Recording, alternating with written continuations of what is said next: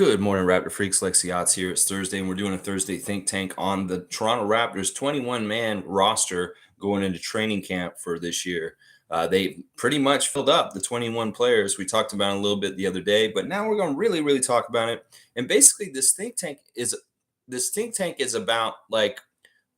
I'm sorry, that was loud. This think tank is about uh, kind of trying to figure out our opinions and thinking about this. I know there's a very controversial takes about Garrett Temple and him being added as the last person. There's a lot of like wondering about who's going to be the odd person out as far as like things. We'll just talk about scenarios, how you feel about the makeup of the team. Once again, the media is trying to paint the picture that the Raptors roster screwed up and that people that they don't understand it. A lot of fans are being that way.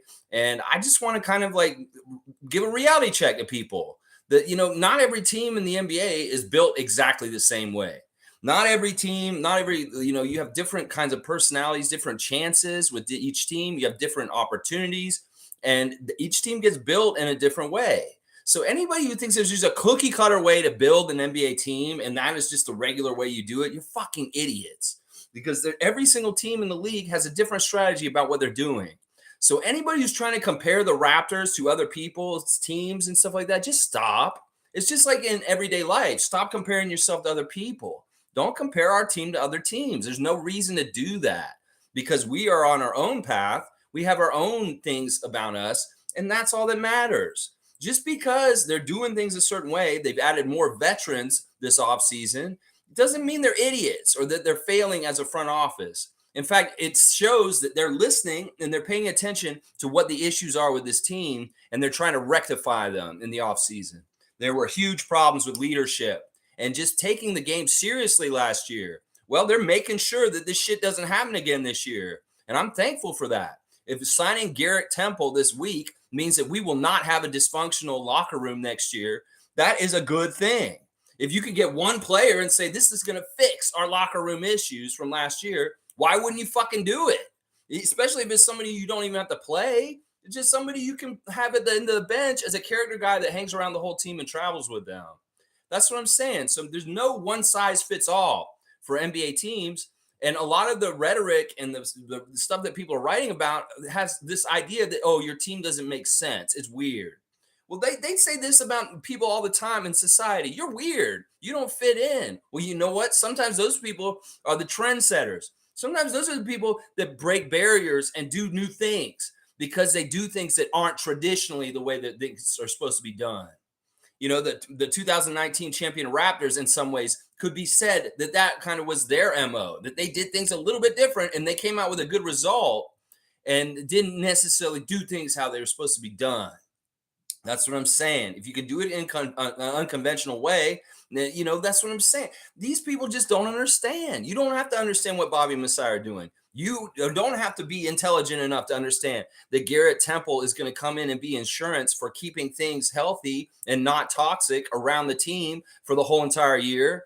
This is the kind of stuff that matters. You have a problem on your team. You want to fix it. Go get the antidote. The antidote is Garrett Temple. This man will come in and regulate. As far as saying, look, I am a character guy. I carry myself as a professional. I carry myself with a certain kind of quality around me, and I expect the people around me to do the same. And you know what? I'm really good at conveying and communicating to people that maybe they need to do things a little bit better or a little bit different, and I don't step on toes. Why would Bradley Beal call Garrett Temple the greatest teammate he's ever had in his entire life? How many people has Bradley Beal played with in Washington? And why would he say that about Garrett Temple in particular? There's a lot of reasons why. There may be reasons, there's intangibles about Garrett Temple that nobody understands. It's not for his shooting. It's not for his defense. It's about his leadership. It's about him being a professional. It's about him being a role model. It's about him teaching young players how to be pros. And there you go. That's a whole reason why we gave him $3 million contract for this year. Hey, I'll take it. That seems like he's like Masai and Bobby are saying, okay, we had a problem last year with this. Let's go fix it. Boom, Garrett Temple. That's a big, like, we're going to fix this. We have a problem with shooting. Okay, boom, let's go get Grady Dick. Let's draft Grady Dick. Boom, there you go. We have a problem with not having a baller, a guy who can score and fill it up real quick and just get points real quick. Boom, go get Javon Freeman Liberty. It seems like our front office is addressing our needs and going out and trying to accomplish things with them. We needed a center earlier this year. Oh, boom, let's get Jakob Pertl and then successfully re-sign him in the summer. It seems like our front office is listening. Our front office is looking at the problems and they're taking care of business. So I don't get what people don't get about any of this stuff. Just because in your eyes you look at this on a piece of paper and you say this team's not good enough to compete in this league, you don't fucking know that. That's what I'm saying. That's half of what the problem is. Raptors fans aren't too thrilled with the team because they look at it, oh, this is mid. Are you even fucking fans? Are you even paying attention? Because you don't know how good we're going to be this year with leaps and bounds from the work they're putting in this summer. Y'all just think you want it easy. You get one big player and he comes in and he saves the day and makes everything happen the right way. Well, it may have happened in 2019 with Kawhi that way, but that may not happen ever again like that, lightning striking like that. So we need to go about it in other ways. And I think developing young players coming up, that's a great way to do it. You know, I feel insulted by Bleacher Report's ranking of the top 10 young cores in the NBA. They did not put the Raptors on there. And I'll tell you, they can sleep on us all they want. They don't realize we have a youth movement going on here also. And there's a lot more flashier young cores around the NBA that you can put on blast and say, oh, this is a great, exciting young core, Detroit. Oh, great, exciting young core, Houston, Orlando, in Oklahoma City. But they won't talk about us, but they will in a couple years when we start kicking so much ass from our youngsters. That's the thing. They can sleep on us. They don't need to put us in the top 10 ranking of the best young cores in the league. We don't need that. We don't need to be ranked high on their pre-season rankings, 25th out of 30. People are lamenting this around Raptors Nation. What do we need their validation? We don't need their fucking validation. We've never needed it. We go take and we win regardless of where they rank us. And then they come back and say, oh, we underestimated the Raptors. Well, the Raptors are coming out of nowhere. Haven't we heard this for like 12 years, y'all? So why are we used to it? They're going to degrade and not put us in the right places. And we always prove them wrong. So Raptors Nation, getting all in a tizzy about a 25th ranking in a pre-season rankings on ESPN or wherever it is. Yeah, it's not worth it. Seriously, it is not worth it. In fact, they are putting us there just because of the exits. They see Nick gone, they see Fred gone, and they say, oh, we can downgrade the Raptors even further this year. Well, let's prove them wrong. Let's play better than we did last year with Nick and Fred, and then open their eyes, and they'll be like, whoa, we were completely wrong about the Raptors, and Darko Rajakovic is an amazing coach. He's right away already kicking all kinds of ass. So I'm just saying perception can become reality. And some of the forces out there already at this time of year are already trying to make the perception about the Raptors very negative. And some of the Raptors Nation are falling for it and they're going with it. You ain't even given that great Serbian coach a chance to run this team yet. You ain't given nothing about this team yet a chance. And until they get a chance, I am not making any kind of judgments on how they're going to do. So why is everybody already dooming them to fail if they don't even fucking know how good they're going to be? So that's what I'm just saying. I'm sick of it. And stop being negative, everybody out there. There's no reason to. We have no idea what we're going to do. Let's see what happens. We see how they perform. And hopefully we'll be very, very pleasantly surprised at how successful they are. Nameless is here first. Let's see what Nameless is saying, my Italian teacher. Good morning, everybody. I know Lex says it's not a competition, but I just want to be first. Okay, there you go. You got it. And that's not a very nice greeting there, Nameless. I think that's French for one. Yeah. Nameless is also saying, I just imagine Scotty playing for the Lakers or Golden State and seeing how much better he can be. Who said that? Patrick Beverly? Fuck that shit. Listen, bullshit. He won't be any better on those teams than he is on our team. You know, you can say that, because of leadership or something like that. See, they already lust and thirst after him. They want us to be a dumpster fire so they can dismantle our parts and make us the farm team they all look at us as. That's why we should love and respect Masai and Bobby, because they are fighting against that. They want us to keep our good players like Pascal and OG and Scotty, and they don't want to move them. So everybody who's mad at them will understand there's a lot of pressure on them to get those players out.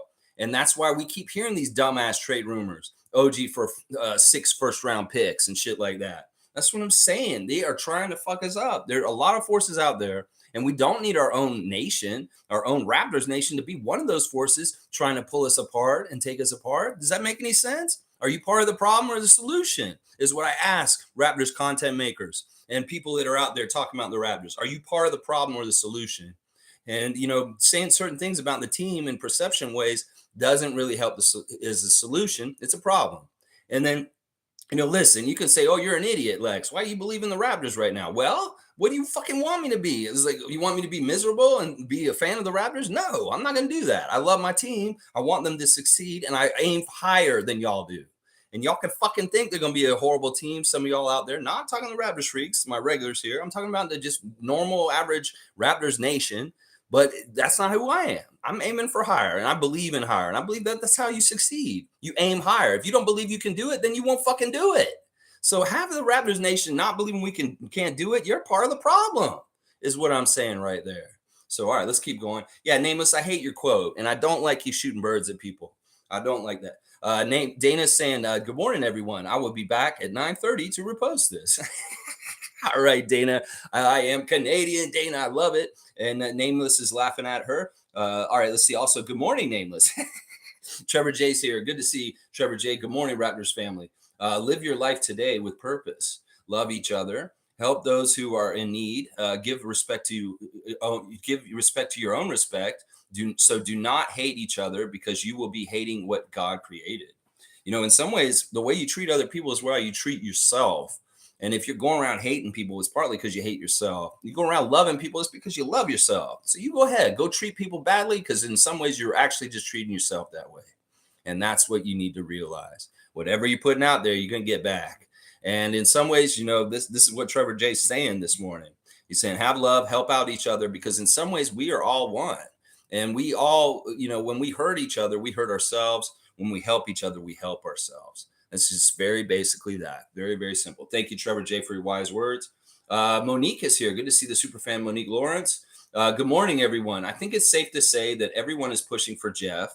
And Lex, I'm with you on Flint. If he doesn't show up in training camp, etc., bye-bye, buddy. This is the thing. These guys got to show up. Obviously, they're making some sort of competition for this team in training camp. And Jeffrey's in a weird position because he's on the partial contract. And then the other guys are more guaranteed contracts. But don't underestimate the Raptors' ability to eat one of those contracts and let a guy sit at home getting paid anyway, even if they're guaranteed. And that's the thing.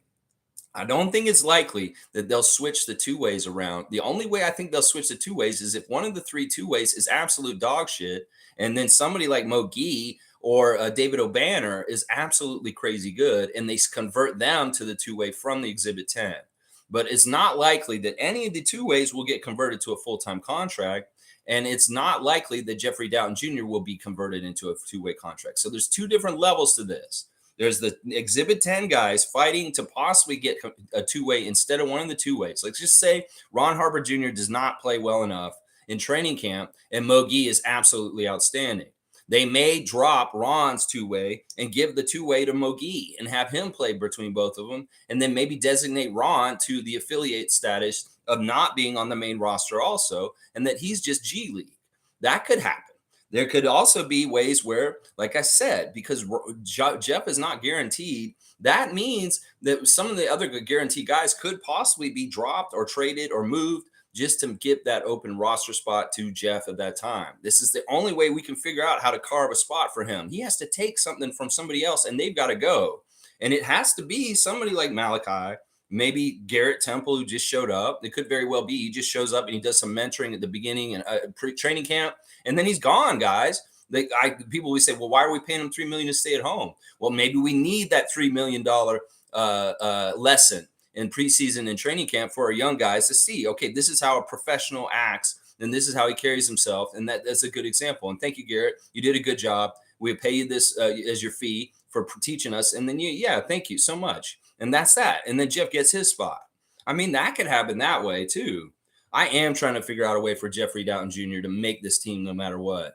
And it's going to be at the detriment of somebody else. It's just how it is. 21 people will be in our training camp. Only 18 will make our team. So 3 of them will be disappointed. And that's just how it is. 2 of them are already set up to be disappointed because they already kind of know that they're not going to make the team. So it really is one person that will be majorly disappointed. Last year it was DJ Wilson. This year, I don't know who it's going to be. I have no idea who it's going to be. And I'm with Monique. Listen, if Malachi is not doing certain things, if Malachi doesn't show something, In some ways, I am okay with them getting rid of him this preseason and we move on from Malachi Flynn. So that's what I'm saying. Monique's in the same place. All right, Naco the Nachos here. Another vet's cool. I think I'd rather have Jeff than another vet. Well, that's what I'm saying. That's another scenario, Gerald, where Garrett Temple is actually the guy who gets waived, and then Jeff has his spot. That could happen that way also. There's a very weird, rare chance that Thaddeus is going to get waived or something. I don't know exactly how Thad's contract is, but there could be a chance that, it's that's just going to be the odd man out, and that we keep Garrett as our long time vet, and Otto's still around too, and Thad's the odd man out, and Jeff's in. So who knows? It could go a lot of different ways, and this is part of the competition of figuring out who's going to be this year's edition of the Raptors.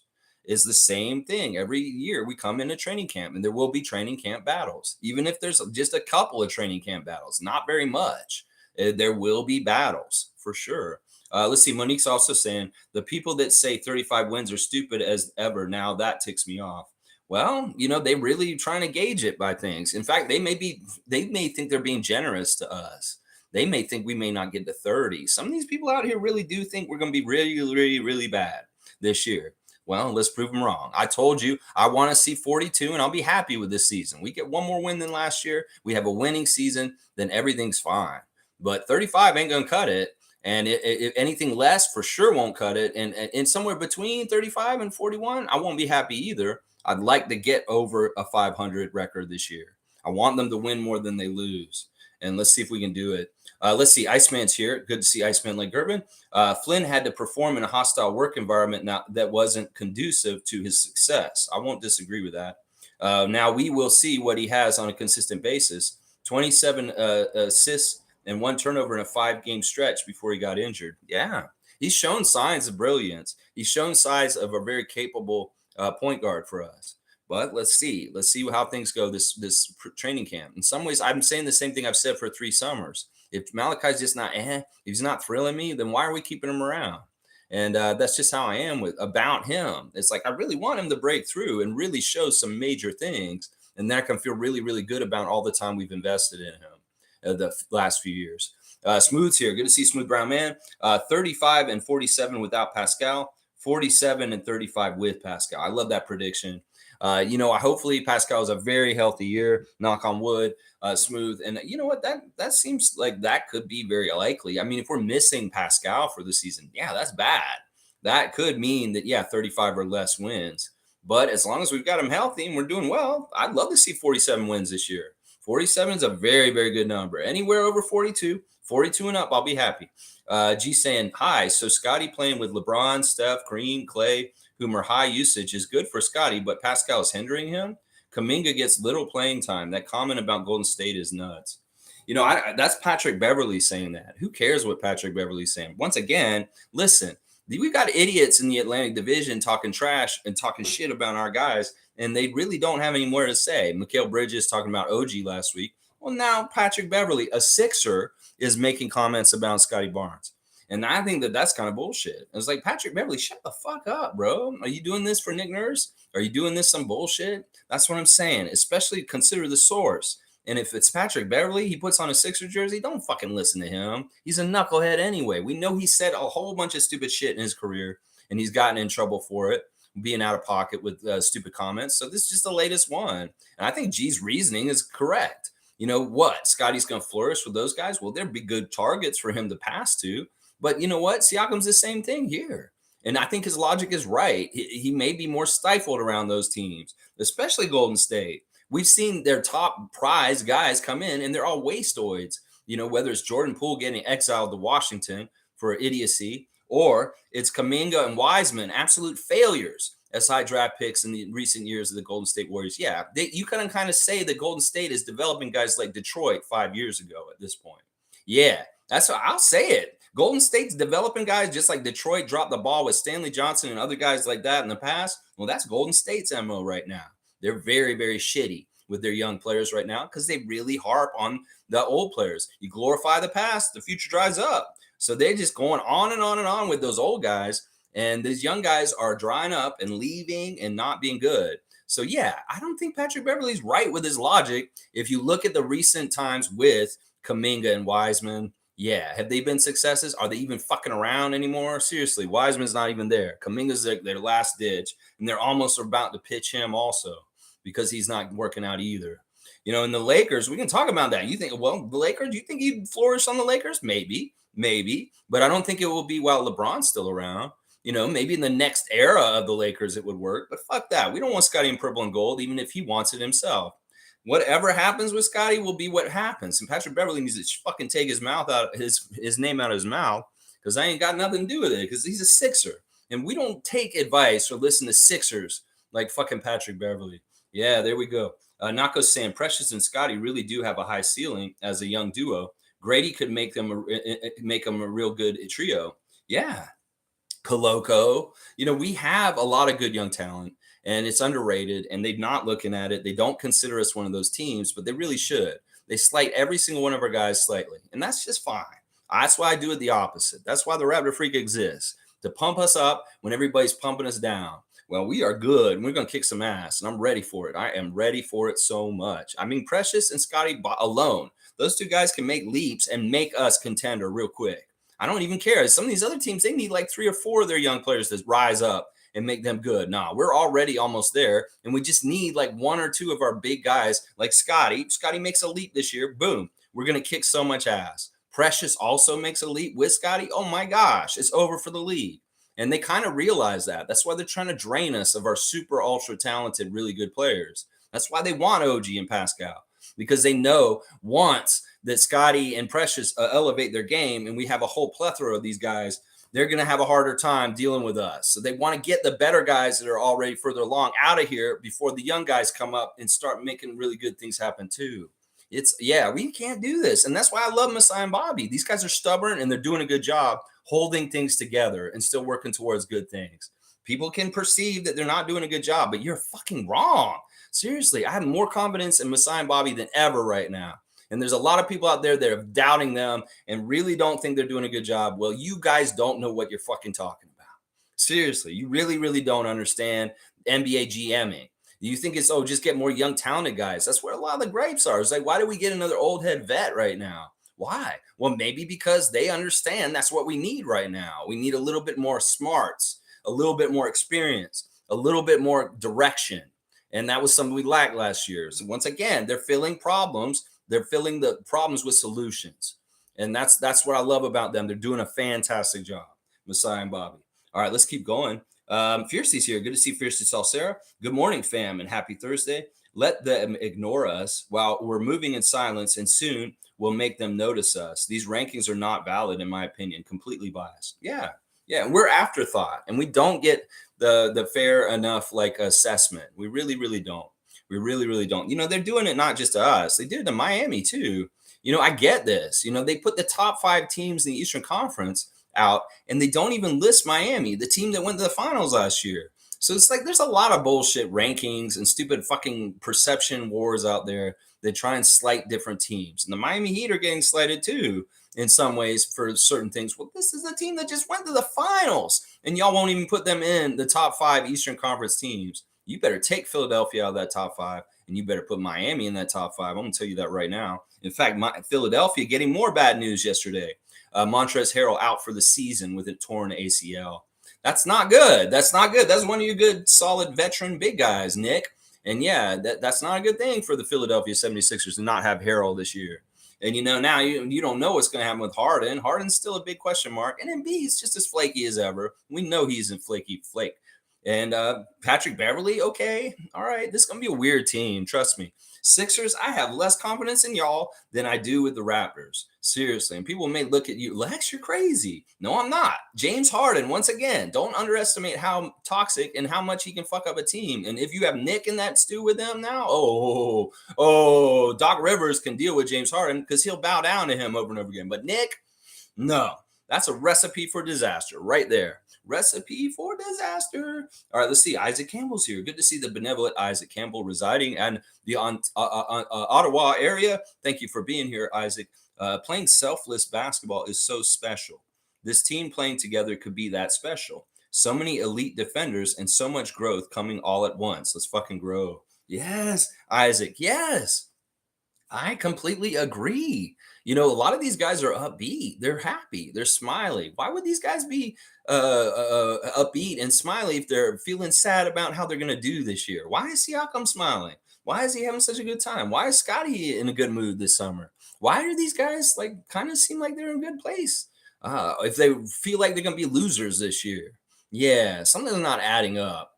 Perception can be manipulated by the media and people in certain ways, but when you go to the root of the source and you go and actually look at these people, and it's like, whoa, these guys are not feeling like unconfident about things. These guys aren't feeling like, no, these guys think they can compete and they're very happy and confident. Yeah, something's not adding up there, Brian Winders. Yeah. Monique saying Jalen McDaniels working with Kuzma via Instagram post. Yeah, Kyle Kuzma posting yesterday, a very weird day yesterday. He ended up seeing Stevie Wonder in concert, but working out with Jalen McDaniels. That's good. Jalen McDaniels is also another weird X factor for this season. He's somebody is kind of an afterthought. In some ways, he could be very helpful. He's young. He can make a jump himself. He could become a very talented new kind of addition to our team as far as different things. That is an X factor that we could see be very helpful to our team that we're not talking about or anybody's considering. It's kind of an afterthought, this Jalen McDaniels signing. And they don't realize that, this dude could open up in his game this year because he's around that stage in his career that he can make a leap. And all of a sudden, we could see Jalen McDaniels, a very prominent part of our rotation, and doing really good things on defense and also blossoming on the offensive end. So he's somebody we're forgetting about as an addition to this team, and a very, very intriguing one because he has a lot of potential himself. Let's see. Iceman is saying, just sit back and watch as the Raps overachieve in the eyes of the so-called experts and social media blogs. Jalen always works out with Kuz. They have the same trainer, Clint Parks. Okay, cool. All right, Iceman, I like that. Yeah, I'm all about this. We're going to let time pass and we'll see how things work out. And over time, yeah, we're going to let them know. And when we start kicking butt and we start doing really good things, yeah, on this channel, we're going to be doing little victory parades, little victory celebrations on the streams after the games when we win and we kick so much ass. Oh, yeah, we're going to tell them, we're going to set them straight and say, oh, we remember what y'all said. We remember what y'all said this summer. And yeah, what's happening? What's happening now? Yeah, rerun. What's happening now? Huh? All right, Iceland is saying, fun fact, Seattle's Cartier French Tony, who trained both Jalen McDaniels and Jaden McDaniels in high school, college, NBA, played his college basketball at Quest U in Squamish, BC. So there's a Canadian tie to the trainer of the McDaniels brothers. Very interesting. Very, very, very interesting. Seattle has such a rich basketball scene with Malachi Flynn, the McDaniels brothers, Paolo Banchero. There's a lot of good Seattle area basketball players over the history. And that for some reason that part of the country has been a hotbed for some good talent for basketball for sure. Monique is saying, I'm thrilled for Kevin O'Banner. He's perfect for 905. Kevin O'Banner is somebody we haven't talked a whole lot about. He's a very interesting power forward. He's a little bit small for a power forward. I think he's around 6'8", 6'7", but he's got good weight and good size. He can throw it around. He does do like good low post physical moves, like using his bulk. But the other thing that's really cool about Kevin, and in some ways he's similar to Justin in this way, Justin Champagny, is he's a very good three-point shooter. In fact, he really can nail the threes. He may be a better three-point shooter than Justin in a lot of ways. So we'll have to see how Kevin O'Banner does with the three-pointers in 905 this year. This could be a very underrated weapon that we don't even realize we got in the development with us. Kevin O'Banner, a three-point shooting power forward. Very, very interesting. Big D's here. Good to see a new name. Every day, 9:30 a.m. We're talking Raptors. We'll be here tomorrow also, 9:30 talking. Big D saying, let's go. We need to go into the season with a positive attitude. We're building for another chip. Yes. What a great first comment from a new name. And I agree with you. I mean, seriously, in some ways, I tell people in life, this isn't just a Raptors channel. This is a help you live a better life channel. If you really want to forecast good things in your life, if you think you're going to have bad things coming towards you, you will have bad things. So it's really kind of, where do you want to go? Do you want to go towards the good things? Well, steer yourself towards them instead of steering yourself to the bad things. And people don't realize how much power they have over the outcome of what happens by whether they believe or not believe they can do something. If you really don't think you can't do something, you won't. And if you do believe it, well, you have a chance and you may more likely succeed if you do. And that's part of it. Is like, really, we got to you want to use this in your own everyday life to be successful, is to really pre-visualize and believe in yourself. Because, listen, don't listen to negative ninnies telling you that you can't do something.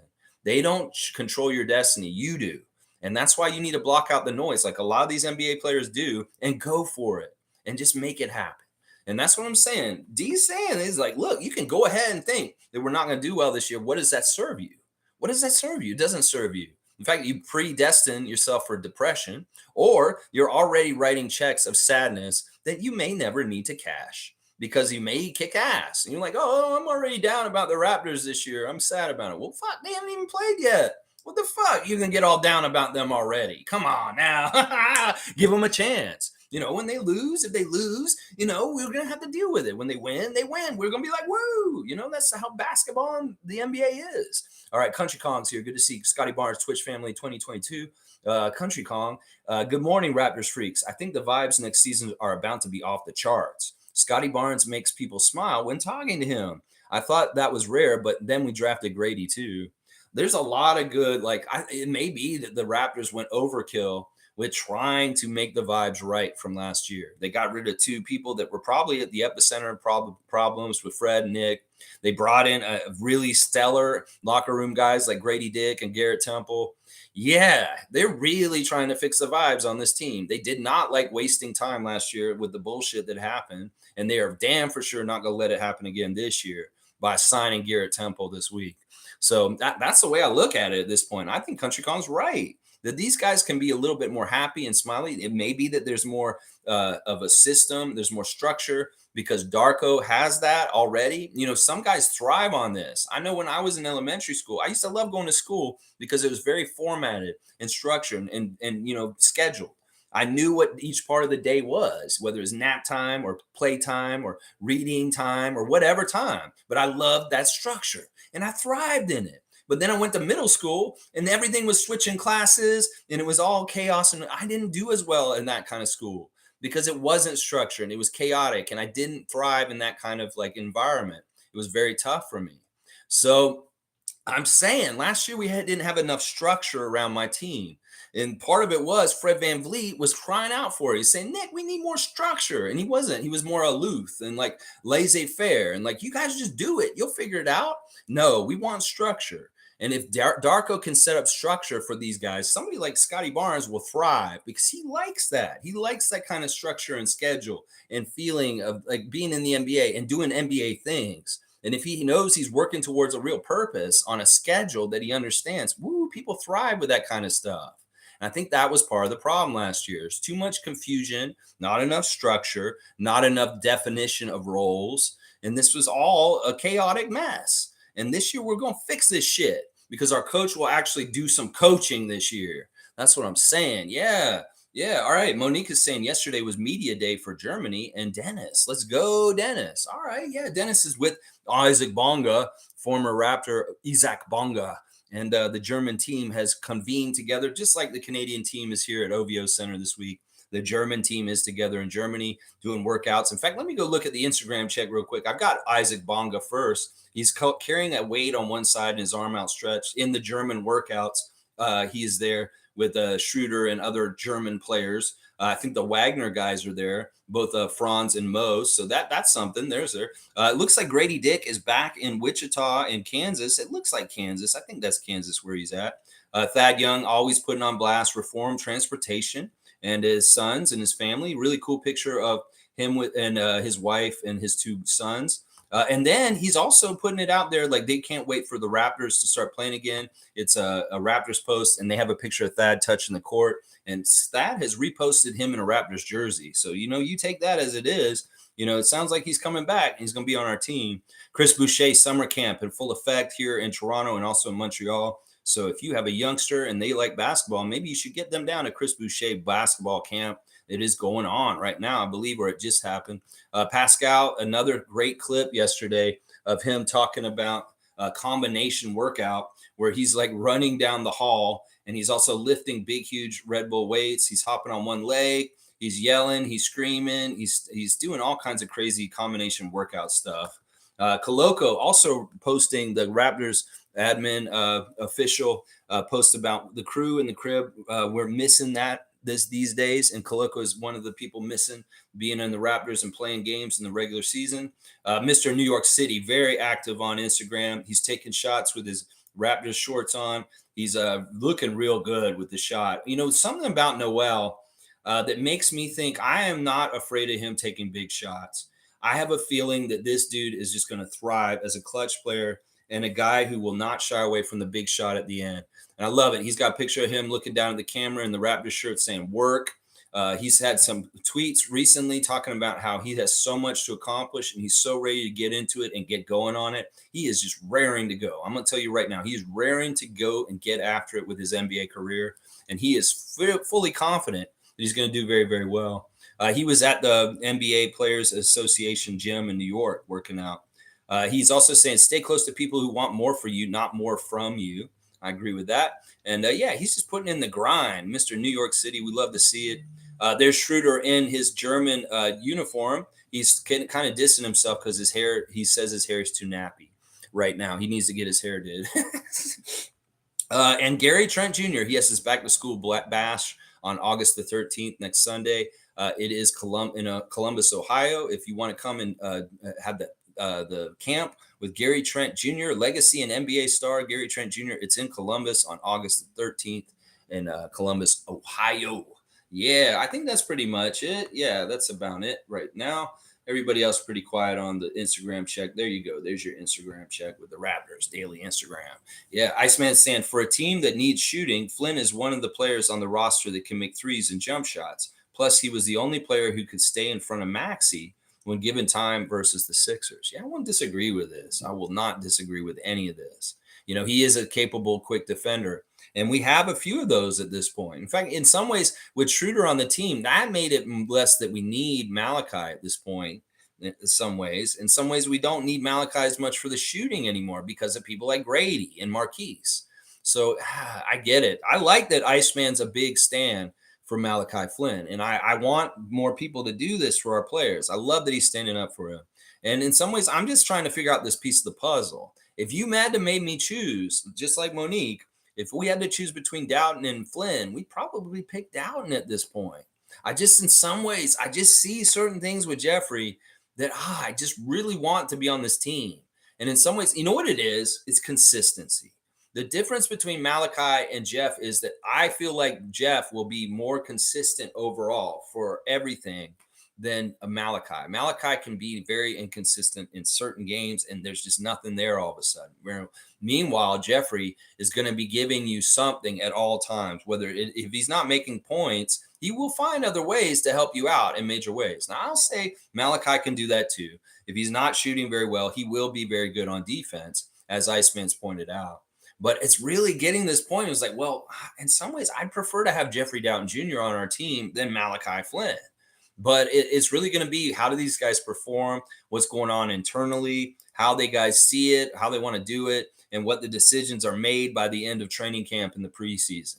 We'll have to see how it all works out, because it could very well be that Malachi's absolute lights out, amazing in preseason, and be like, yeah, I'll change my opinion right now. We need to cut Jeff because Malachi is the better choice.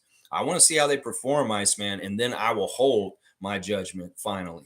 Yeah, let's see. Trevor J saying Patrick Beverly needs to stop talking bullshit. He should ask himself why he's passed around like a dollar bill.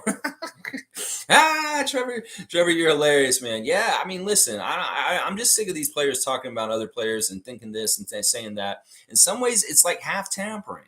This is half tampering. Patrick, you were just on the Lakers recently, and it's like, are you trying to do a solid for these teams out there? What the fuck? Are you dissing the Raptors? We will never want you on our team. In fact, we got the better one of your version of these kind of guards. We got Schroeder. And like you and Beverly are kind of the same kind of player. Well, I much rather have Dennis Schroeder than Patrick Beverly, because Patrick Beverly has a mouth that comes with him that's much worse than Dennis Schroeder's. Dennis Schroeder's not going to write checks like Patrick Beverley's dumbass does on the court all the time and gets you in trouble with players. Like, especially since Patrick Beverley can't really cash those checks himself. He has to rely on a superstar to stand up for him and make sure that they win beside him. Well, that's the thing. Dennis Schroeder is not like that. And y'all are basically the same player in a lot of ways. In fact, I would say Schroeder is a better shooter than you and maybe even a better defender than you. So yeah, you go ahead, Patrick. Talk your ass off. You play for the Sixers. Fuck you. Don't talk about the Raptors. How about that? Yeah, yeah. All right, let's keep going with the comments. Let's see. Isaac saying it's true, Iceman. I thought it was unfortunate that Fred VanVleet's run with Pirtle was short-lived, but Malachi will be better. So Isaac, another vote for Malachi Flynn as far as like the promise of possibly working pick and rolls 2-man game with Jakob Pirtle.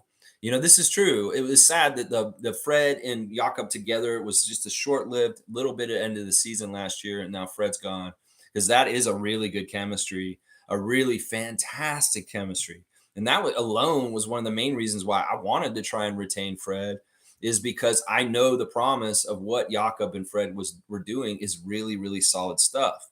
But, we can't. We got outbid. There's no way we're going to match 40. Our ceiling was 30. If we could kept them and said, yeah, we're going to pay you $30 million a year, Fred, and you can stay. But no, he had to take the money. So it's just how it is. But yeah, in some ways, I agree that Malachi maybe have the easier time filling in the shoes of Fred in that role of doing pick and rolls with Jakob, because in some ways he has a lot of experience doing pick and rolls, and he's a very good pick and roller. So I don't know. We'll have to see. Once again, I'm going to leave reserve judgment. Sure, we're going to have some people are going to be Jeff people. We're going to have some people who are going to be Malachi people. Some people will be saying just cut Ron Harper and just put Jeff in that spot. There'll be a couple different ideas about how to figure out who's going to be the odd man out going into the season. And we're going to have different people on this channel that are going to be standing up for different people. I like that there's a Malachi contingency here. We didn't have one last summer, Iceman. I'm going to tell you that right now. Nobody was defending Malachi. And we were doing the similar kind of thing. It was like, well, Malachi's not on the team this year. We're not going to be that upset. We're really not going to be that upset, is how we kind of looked at it. Well, we're hearing somebody praising him and Isaac seconding you. This is good. I like that y'all are standing up for him. David's saying Scoot Henderson's eligible to be traded now. Yeah, it's really interesting. They're saying that this deal with Lillard in Miami is now they're more interested in Jaime Haskins or whatever Jr. instead of Nikola Jovic, instead of the Miami's Nikola.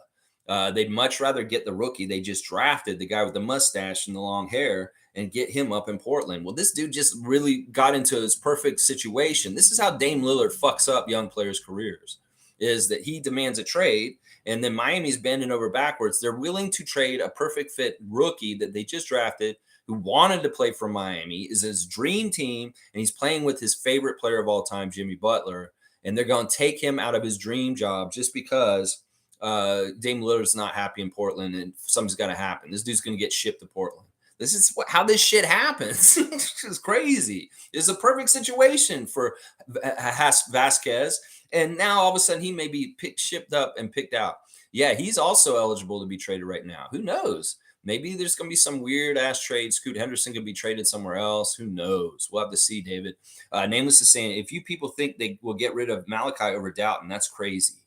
I don't know. Maybe. We'll have to see. In some ways, I have liked Jeffrey Doughton in his time with us more than I've liked Malachi for 3 years.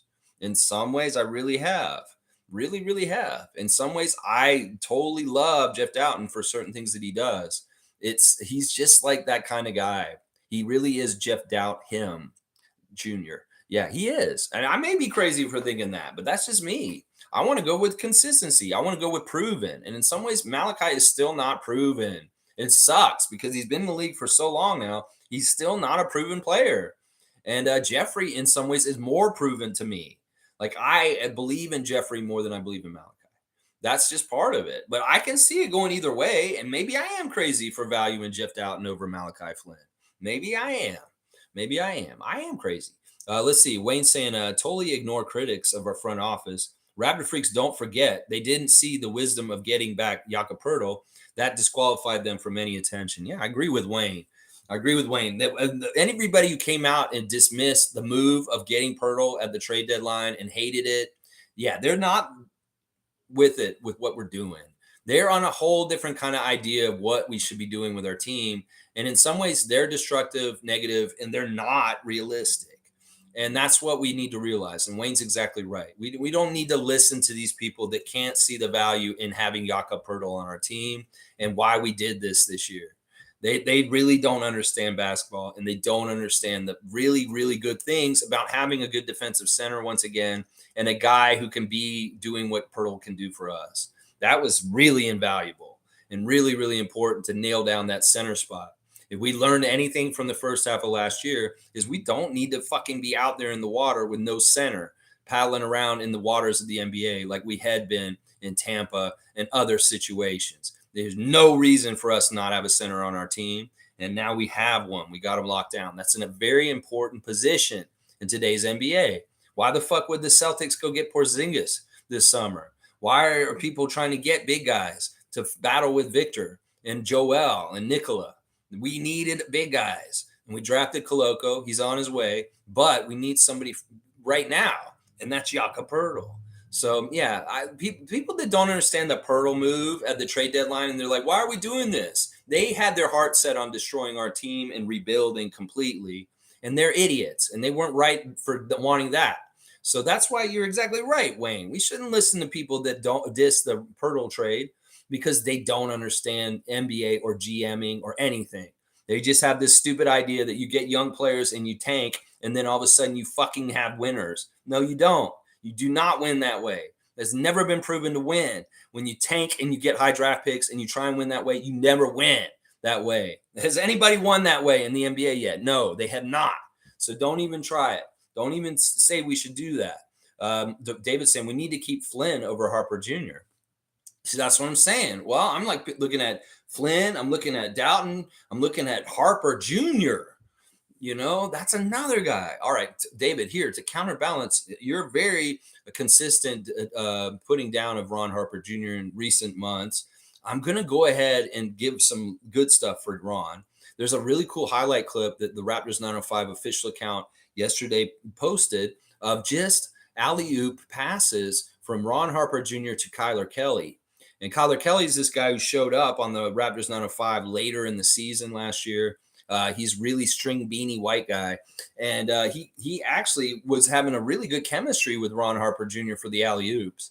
And they have like a clip of like 6 alley-oops that Ron threw just to him, and they were really well timed. And that shows some of what Ron has besides everything. He's a really good vision and a good passer. So a little bit of standing up for Ron in this situation. Big saying we need to stop our Canadian media from talking about basketball when they do not do anything. Thad, Otto, and Temple are such a benefit to our young guys outside of basketball. Yes. Wow, great stuff. You're coming in with some really good, solid comments for first time being in our chat, and I appreciate that. I really do. You know, the Canadian media is slanted and messed up because in some ways they glorify hockey and they're trying to protect hockey and the hierarchy of the status quo, but also in some ways they come at it with the style of covering the Leafs, and we know that the media is very toxic with the Leafs. So with the way that the media talks about the Leafs and front office moves and players and all kinds of shit is just overdone. In some ways, it's like the Knicks in New York. In some ways, it's like over microscope. And they're trying to do that with us to a degree on the Raptors at this point. I don't like sportscasters treating us like the Leafs. The Leafs have so much baggage in history that we do not need to be holding on to with them. And that's why it's unfair the way that the Canadian media can treat us sometimes, because they're using the playbooks for the NHL and for the Toronto Maple Leafs specifically. And that's not fair. That's a totally different team. You guys have a whole history of different things that have happened with the Leafs in the first round and different things like that. That's such a separate kit and caboodle. So the psychology that goes into covering that team like that, and the fan nation is like, oh, we're just going to fail and stuff like that. We don't want nothing to do with that. We have cut ourselves away from y'all, and we do our own thing. So if you're in the media, do not treat the Raptors coverage the same way you treat the Leafs coverage, because I'm sick of that shit. Y'all can be negative ninnies about the Leafs. Do your thing with the Leafs. I don't pay attention. But when you start using that journalistic style with the Raptors, no. I ain't listening to you. And especially if y'all are hockey people trying to talk about basketball. And that goes for professionals on TSN or the people that are online making blogs and making content, if you're more of a hockey person and you're trying to cover the Raptors also, just stop. Just stop, please. Please. If you're more of a soccer person and you're trying to cover the Raptors, just stop, please. Please just stop. I hear Arsenalists on Raptors Republic all the time using soccer analogies for basketball. And I'm like, motherfucker, just go cover Arsenal instead of fucking covering the basketball. Because in some ways, what you talk about with basketball, it does not apply with soccer. Soccer does not apply to basketball. So it's like using soccer thoughts and philosophies doesn't work for basketball Arsenalists. I'm sorry. And then the same thing with hockey people. Seriously. Hockey GMs, the way they move people on hockey rosters, the way things are in hockey is a totally different kind of system or style than basketball. So do not try and apply hockey logic to NBA things with the Raptors, please. Anybody who's a fan of both sports or any sports, if you're basketball first, cover basketball. If you're soccer first, cover soccer. If you're hockey first, cover hockey. How about that? And don't try and bleed over and get into secondary sports because you don't know what you're fucking talking about. Let's just put it that way. There you go. Thank you, Big D, once again for being here. Fantastic comments so far. Really appreciate it. Names is saying sorry if it was not Pat. It was not Pat Beverly. My comment was referring to that guy who shall not be named. Oh, the idiot said that. That wasn't Patrick Beverly. Yeah. Don't put. I mean, yeah, you misled me. I see PB. I think Patrick Beverly. I don't think that motherfucker over there, who shall not be named. So he's the idiot who said that? He said, okay, all right, so let's get it. He's the one who's saying he thinks that Scotty would be better off on the Warriors and the Lakers. He's not a Raptors fan. That just pointed it out right there. And I hope all the Scotty lovers go and listen to him say that and turn his channel off and unsubscribe. Because seriously, what are you fucking doing, idiot? You're going to tell the Scotty lovers that you want the Scotty to be on another team? And they're gonna like that? You think Raptors fans are gonna like that he's putting that out like that? No, dog. That seems like he's shooting himself in the foot. What an idiot. Well, he just outed himself out as he's not a Raptors fan. Because a Raptors fan would never ever say something like what he said on that content. Wow. He just outed himself. He cannot say he's for the Raptors. He's just Penn State basketball. And he covers basketball. He is not a Raptors fan. He's not for the Raptors. And if you're a Raptors fan, you're going there for Raptors content, don't listen to him. Because obviously he is not for the Raptors. He's not a positive person for the Raptors. And he's just trying to be destructive and fuck things up like he did last year with his stupid Fred shit. So yeah, go listen to him, Scotty lovers, and go listen to what he's saying now. That's amazing that it's him. I wish it had been Patrick Beverly in a sense. Seriously. Let's see. Country Kong saying, OG Anunoby is my favorite player. I think he's great to watch. To me, he's a man among boys in the NBA. Elite 3 and D, it breaks my heart when people say he can't dribble. Maybe not pretty, but it's effective. Well, there's some really interesting stats with OG. He's absolutely effective in the corner shooting threes. He's absolutely effective in certain offensive situations. When in certain offensive situations, he's horrible. And some of those are in the post. In some ways, he's not very good in posting up with his back to the basket and dribbling and trying to go around someone. In fact, he's one of the worst. So it's like really weird with OG's offensive spaces and what he's good at. There's some things he's absolutely at the top of the league in, and there's some things he's at the bottom of the league in. So maybe we need to go in more the direction of the stuff that he's in the top of the league in and go more heavy on that stuff. The things with OG that I've really loved in the last couple of years that have developed, especially last year, was the whole camping out underneath the basket in transition and getting easy baskets when people look up and see him under there with a smaller defender and executing a really easy dunk in transition because he's just there playing the bully ball. The bully ball of OG Anunoby is a fantastic thing. And that's what you're talking about when you're saying he's a man playing among boys.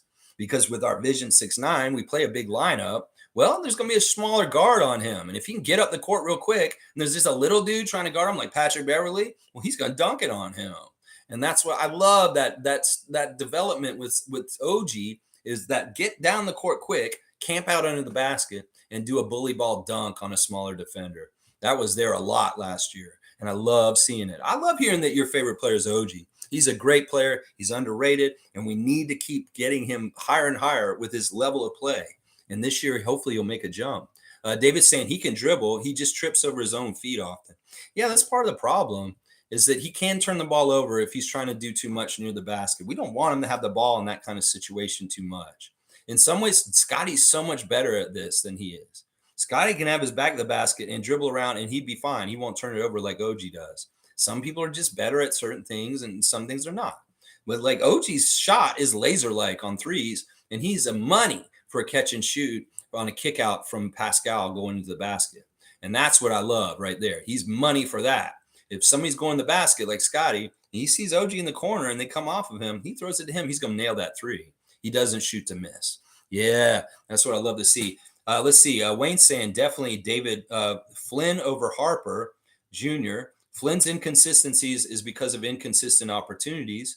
Although he's known to be always putting in the work, he remains prepared. I will keep Flynn. Yeah, I'm just saying, listen, I don't know. This deal with Wayne Embry, they got to keep Ron Harper around. If we got to cut somebody, in some ways, he's the guy. Maybe it's Javon Freeman Liberty. Maybe he comes in, he does some good things for us in training camp. But it's sorry, Javon, we just don't have a spot for you this season, and we're switching the two-way off of you or something like that. I don't know. In some ways, the fact that they've already got the 3 two-ways on those guys, they're kind of safe in some ways, unless they switch the two-ways around. So it really is looking like Jeffrey's on the outside looking in. And I don't like that. In some ways, I don't like the message it sends. DJ Wilson was that guy last year. We used him when we needed him during the season, and we invited him to training camp, and then he was the one who got the shaft at the end of it. If this happens to Jeffrey Doughton Jr., I'll be very sad. But it will be because they decided. And I may not totally agree with it, and I may be upset about it, but that's Messiah and Bobby. I got to trust in them. Let's see. David's saying those 4 games Flynn played before he was injured while Fred was out. He looked better out there as our point guard than Fred ever did. Keep Flynn. Give him a chance. Fred made a mess of it all. Yeah.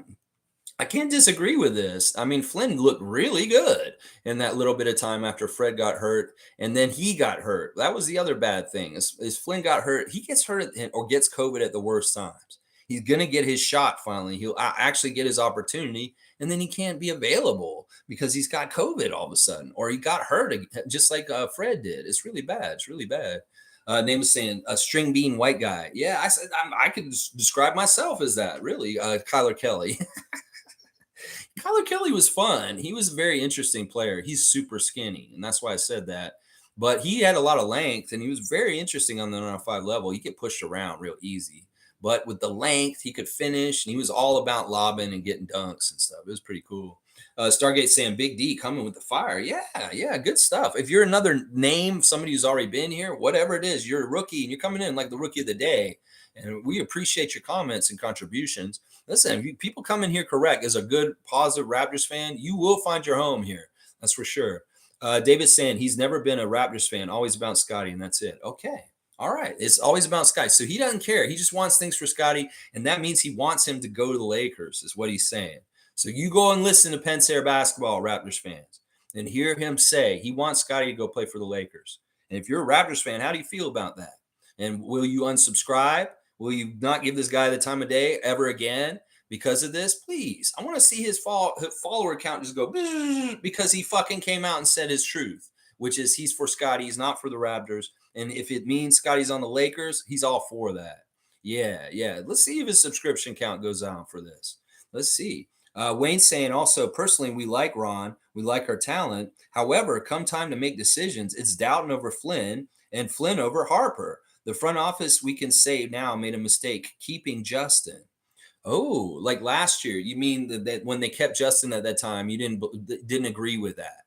That you would have maybe kept DJ instead of Justin? Yeah, I don't know. I don't know how that would have worked. I can't go back and redo the past. The past is just how it is and how it went. And those decisions were made in certain ways. I don't know if it was totally the wrong decision to keep Justin at that time.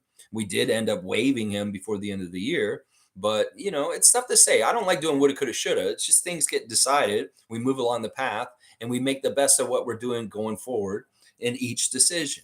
And we'll have to see how this all works out. It's going to be intriguing. And, of course, we're going to talk more and more about it. This may be a little early to talk about this.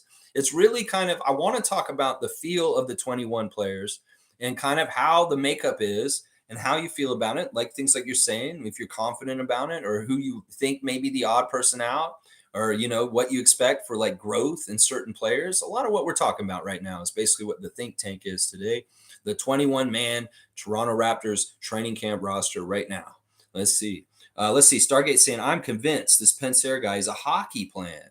Could be. I think he's not likely to be a hockey person. I think he's more likely to be an American that doesn't like Scotty being in a Canadian uniform, and then he wants him back on the U.S. side. And his whole thing this whole time is to kind of get him out like an oyster, shuck him out of the shell, and get him on stateside on a stateside team. Who knows? Who knows who he is and why he's doing it? I've said that he could be paid for by the NBA or other teams in the league. Maybe not the NBA itself, but another team or some fan that's very rich could be paying him specifically to do what he's doing, just to be an information campaign. We don't understand how much information and perception is bought and paid for by people that are very rich, and they want to make people have certain like ideas and opinions about things, so they influence them. And they try to make it seem like it's the popular opinion, and then people will fall in line with it and get behind it. It could be a manufactured thing that's not even real, and they try and get the legs up on it. There's so many people out there with expendable income that are trying to shape the truth and perception, and especially in politics these days, but in also sports. If somebody really cares about the Celtics and they really want to fuck up the Raptors, they may pay Robert Pencer to make the content he makes. That's what I'm saying.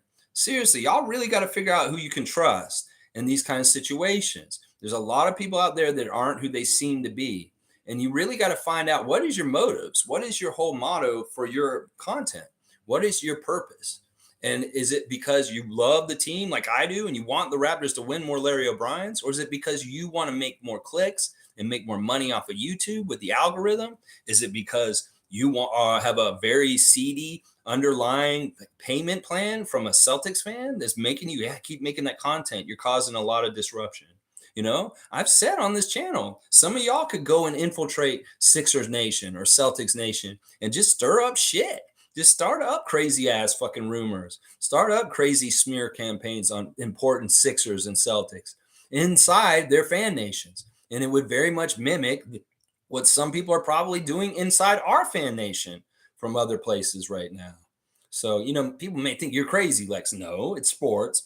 People that are Celtics fans are crazy, and they will do fucked up shit like this. Seriously. Have you ever seen that movie about the Celtics fans that kidnapped Damon Wayans of the Utah Jazz? Yeah, that's what I'm saying. This shit can happen. You think that, especially if it's anonymous, and they say, yeah, here, I don't care about this $10,000, Robert. Here, go fuck up the Raptors. Do it as much as possible. Oh, you're doing such a good job, Robert. Here's an extra $10,000.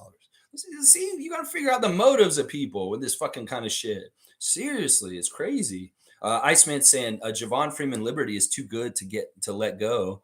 He was a top 5 player at Vegas and chose the Raptors over other offers. He's the best player out of the two-way contract players. He's like a Rod GTJ. I won't disagree with this. And I think that, yeah, he's probably most likely just to stay exactly where he is as the two-way and be evolved in all aspects of the Raptors main roster and on the 905. So, yeah, I agree with this. I think you're right. But we have to look at each one of them and kind of like, So you think he's higher up than Marquise and Ron? I would agree he's higher up than Ron probably. But I don't know if he's higher up than Marquise as far as like the importance to the Raptors in some ways.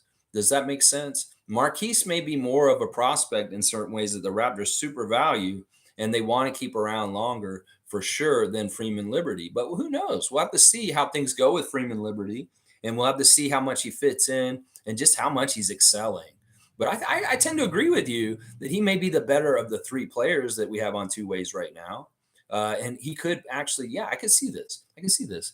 Fiercely saying, imagine being a sheep abiding to his idiotic views and hearing Scotty should play with another team. I know. Holy crap. That may be what it feels like to be a MAGA person. To be like, all right, I'm following Trump. Follow Trump and all this bullshit. And then fucking all this stuff that's happening recently with Trump, with the indictments and the different confusing things. And they're like, oh, I still follow Trump. I'm like, my brain's exploding because I know that I'm fucked and we're wrong, but I just don't want to see the truth. Well, this could happen with Penserites right now. They follow him all year. Yeah, we hate Fred. Get rid of fucking Fred. We love Scotty. And then now he's turned around and he's saying this. If they're actual Raptors fans, they're going to be like, whoa, wait a second. I have to second guess everything about Robert and his channel at this point. And I hope they are. And if they're real ones like us, they will make the right decision and turn their back on him. because that is a big like shows right there. This man's not for our team. So why the fuck does he cover the Raptors so heavy? That's what I'm saying. That is what I'm saying. Let's see. The confusion as they thought he was pro Raptors, laugh out loud, shaking my head. If his followers don't get it, yeah, they're just thick as rocks. If they can't see it for themselves, that's the thing. In some ways, this space right here, we call this the think tank. That means I want every single one of y'all to think for yourself, and we'll all come together and share our opinions and views. We're not getting exactly on the same page. We've had people that are for Malachi, have people that are kind of anti Malachi. We've had people that are for Ron. We have kind of anti Ron people. That's part of the thing. We should all be able to think for ourselves, but still come together and be like adult and mature and talking it out and being like, okay, we don't all agree, but we're at least expressing ourselves and we're making a more well-rounded opinions that are diversified. And that's what I love. Like if it's over there, it's like, yeah, you just got to believe in Scotty. And if you're not like this, and it's like he's being intolerant. You know, some people will say my channel is intolerant because I want everybody to be positive. But I feel like that is just a very strong need in Raptors Nation, that we have enough toxic areas that if that's my one thing that I'm intolerant about is people not negging the Raptors, then that's just how it is. That's to protect the sanctuary of this channel. So, you know, it's a weird thing, like free speech and free thinking and thinking for yourself. And, you know, how does that interact with that channel over there? Seriously, I wonder about that. Country Conk saying Lex, OG had 36 points against the Knicks in New York. That game, Pascal was out, so he wasn't there to drive and kick. I'm telling you guys, OG doesn't get enough reps for ISOs. It's hard being 6'8", 235. I think that OG can find his points in other ways. I just feel like some of the ways that Nick tried to get offense through him were just not worth it. There's so many different ways OG can score that in some ways I don't like the post up. In some ways, we'd rather have Siakam or Scotty posting up, and OG's better on the outside. He just is. I'm sorry. Even when he puts the ball down to drive around someone, I get worried. I get worried. It's like I'd much rather him almost fake or just take the shot outside than put the ball on the floor and try and dribble around somebody to go to the basket, because that's when he'll turn the ball over. So in some ways, we want to go with his strengths. Now, if he's made improvements this summer, he's got new bags in his tricks, and he wants to put them out there, so be it. I want to see him, and I want to see him improved so high and get even better and better. But it's just we want to move towards his strengths and stop trying to work through some of his weaknesses in some ways. He has so many good strengths that in some ways we can cover up his holes by not going to those kind of actions on the court. And that's what I want Darko to do with him. Nick may have put him in bad situations where he would fail more often, and I don't like that. And it's not that I don't want OG to get more touches. I do want him to get more touches. I do want him to get more opportunities, and I do want him to be one of the main scorers on our team. With Fred gone and a lot more shots open to people to take, well, I want OG to get a good share of those. And to him to be almost, if not, on the same level as Siakam as far as like our offensive outlet of who we're getting the ball fed to. You know, Siakam may be A1 and OG could be AB. So it's like A2, A1, A2. And that's not a problem. Scotty should not be one of the top options. He should be the point guard setting those guys up. So, you know, Scotty will be maybe the third option after those guys, or maybe the fourth after Gary or whoever's the scoring guard otherwise. But Scotty shouldn't necessarily be Siakam and OG. Those guys should be getting the ball the most and scoring the most, is how I look at it. Stargate saying, yes, Lex, I do agree. He's being paid by some anti-Raptor entity. You know, listen, I may be grassroots. I may not have the fancy lights and microphone and all the shits and giggles and that shit. Maybe because I'm real and I'm not getting paid by some weird fucking crazy people out there trying to sewer us and make us bad. I think this is true. I think he's outed himself too much, negging the Raptors in so many different ways that it's just not, if it's not obvious to people at this point, then they're never going to figure it out. So, yeah, I hear it. David's saying we are keeping Javon. He's more likely to stay than all the others being discussed. There you go. Y'all are very, very protective of Javon, Freeman, Liberty. And I like it. I like that y'all are standing up for these guys, whether it's Malachi, Ron Harper, Jeffrey Doughton Jr. That's what I'm saying. We're here for our dudes. And we're not necessarily here to like tear them down and tell them why they suck and stuff like that. We're here to be honest and try and be critical of trying to figure out what's best for the Raptors.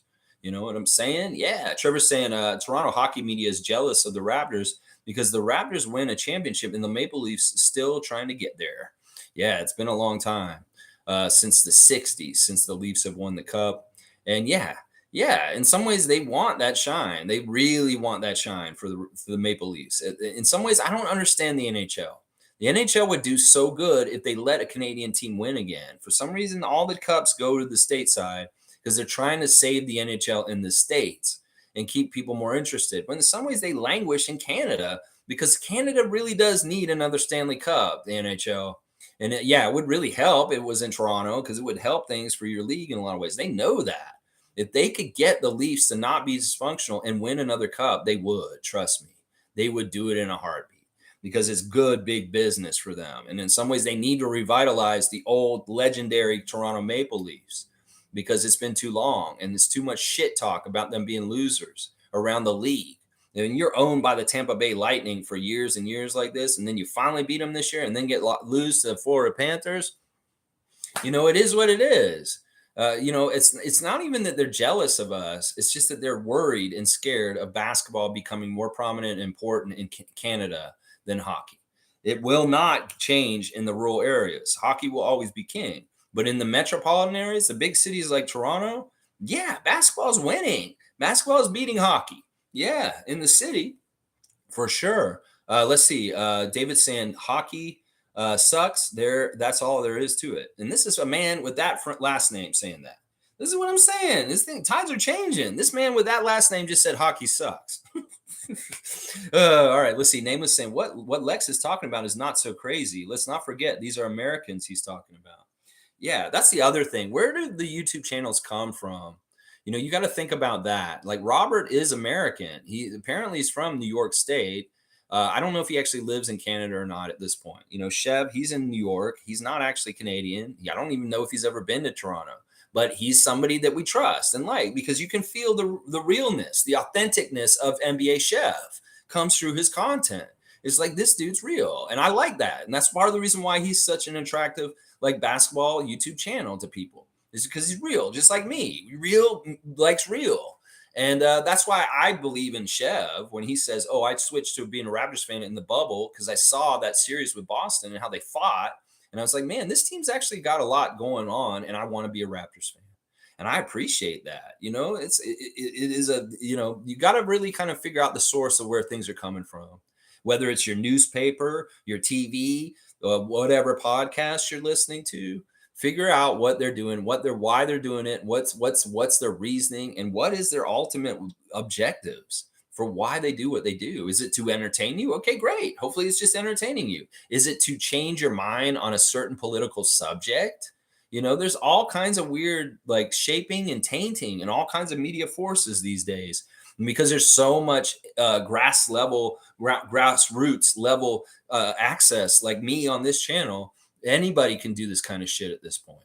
You know, anybody who has some sort of weird agenda can get on there and try and find an audience somehow, some way on some sort of social platform. It's a very, very interesting world we live in at this point. Very, very interesting. Wayne's saying our team is a great group of talent and experience. That's right. Speak the truth, Wayne Strainer. Speak the truth. If you're in your everyday life and you want to talk Raptors with somebody wants to talk Raptors to you, maybe they see you wearing a shirt or a hat and they're like, oh, Raptors. And they come up to you this summer and they say, yeah, they're not going to be very good this year. Oh, yeah? And he's like, yeah, Fred's gone. And so is Nick. And yeah, I just know they're going to not be very good. And it's like, well, you know, you can make some arguments the other way and say, well, you're not even giving the new coach a chance. He comes very highly regarded. He's actually a very good people person, unlike Nick. And maybe we'll see some improvements from our team. It's like, you could just say something like what Wayne said. I believe our team is a great group of talent and experience. And I think they're going to do pretty good. Okay. All right, Wayne. Well, we'll have to see what happens. I hope you're right. I love the Raptors. There you go. In some ways, you can actually turn a fan who's kind of like, he's not actually a negative fan. It's just he's hearing the noise. And you can kind of help them see the light by being a little bit more positive about how you talk about them. And maybe that opens their mind a little bit more to positive possibilities for the Raptors. We can do this on an individual grassroots level with everybody. If you run into them and you want to talk Raptors and they start saying stuff like this, well, don't argue with them or get in a fight. but maybe point some things out logically that help them see the light, and maybe they're a little bit more positive about it. Let's see. David's saying at Iceman, I raw like Gary. I like that comparison, Iceman. I agree. That's the thing. Some guys just have baller spirit. Like they're street baller kind of guys. They just come fill it up and they don't care. They're going to get theirs and they can get the hoop and they put it in there. And Javon Freeman Liberty and Gary Trent Jr. are those kind of guys. Marquise Noel is kind of that guy too. From what I've seen with him at Rucker Park and different highlights from his career, he is a dude that wants to fill it up and put that ball in the hoop. And there's something different about those kind of mentality kind of players. Sure, you can be a practice guy, practice. But if you don't have that instinct, that gut, that scorer's instinct, that hooper instinct, that was something we missed at times last year. And having more of it around our team with Freeman Liberty is good. And Gary does have some of that himself, for sure. Definitely. We needed more, and we got more. Fun Guy's here. Good to see Fun Guy. Scotty is better than OG, bro. As it stands with Siakam on our team, the hierarchy is Pascal, then Scotty, then OG. I think that's the most consensus. Okay. Fun Guy, I don't disagree with you in some ways. We're not really talking about how good they are. We're talking about roles and what they should be doing. Scotty may be the best player on our team. He may be better than Siakam. But right now, Siakam's a more proven go-to guy and clutch player and franchise player for us to go through. And OG is actually next to him after that.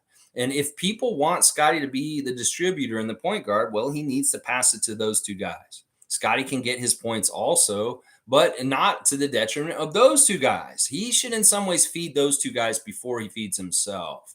Let's just put it that way. Now, if you're talking about who's better, who's the best players, we can hierarchy them however you want, but in some ways that doesn't matter what they do on the court. The best player doesn't always get the ball and shoots it all the time. You can talk to Nikola Jokic. He's the best player on the Nuggets, but he would much rather give the ball to Aaron Gordon and Jamal Murray and let them shoot it. And that's the mentality I want Scotty to have. I want Scotty to be more like Jokic. I want Scotty to be more Tim Duncan. I want Scotty to be the selfless dude like Magic Johnson. Magic Johnson was setting up James Worthy, Byron Scott, and Kareem Abdul-Jabbar. And that's the mindset we want Scott to have. If y'all want him to be a point guard, if he wants to self-identify as a point guard, he needs to be like Magic. And Pascal's got to be James Worthy. And OG's got to be Silk Wilkes. And that's just how it is. He's giving it to the other guys to get them to get their points. Now, if you want to say who's better as a player overall, sure, okay, I'll agree with you. Scotty's better than OG. Okay. But he should be passing it to OG. Let's just say it that way. Nameless is saying, bro, we're Raptors fans, and this is a positive space. Isn't that a normal thing? I'd argue that it's more unnatural in the other space with the obituaries every single night. Yeah. I wish that we didn't feel like the weird ones in the whole thing, because it's that flipped over and unnatural being so negative. Like, that's why I was like, holy shit, I really need to do this channel, because there's nowhere to go and breathe as a positive Raptors fan and just enjoy being online and interacting with people, because everybody's such a Debbie Downer. Everybody tells you you're a fool for believing in the Raptors. Somebody say, like, you think the Raptors will ever win a championship game, Lex? You're crazy. They let them get one. They'll never let them win again. Well, fuck you. I'm going to try and figure out a way they'll get it. And they're going to try and figure out a way. We're not trying to just win one ever for the whole entire existence of the franchise. Fuck that shit. And that's what we're saying. We got to think. In some ways, we're like Stuart Smalley for the Raptors. Al Franken's old Saturday Night Live character. Looking in the mirror and saying, we're good enough. We're strong enough. We're damn good enough. And we're good enough to win. Because a lot of people are trying to train us that we're not good enough. They're gaslighting us. And they're talking us down. So sometimes you just need your own self-talk, like Stuart Smalley, to build yourself up and be great and be like Michael Jordan in those sketches with Al Franken way back. So I'm just saying, the self-talk of your own Raptors fandom can very much be a part of either the problem or the solution. And that's what I'm saying. In some ways, this is bigger than the Raptors in basketball. It's a mind war in your own mind between the negative and the positive thoughts. And if you want the negative thoughts to win, well, you'll live a negative life and tainted with thinking that everything sucks.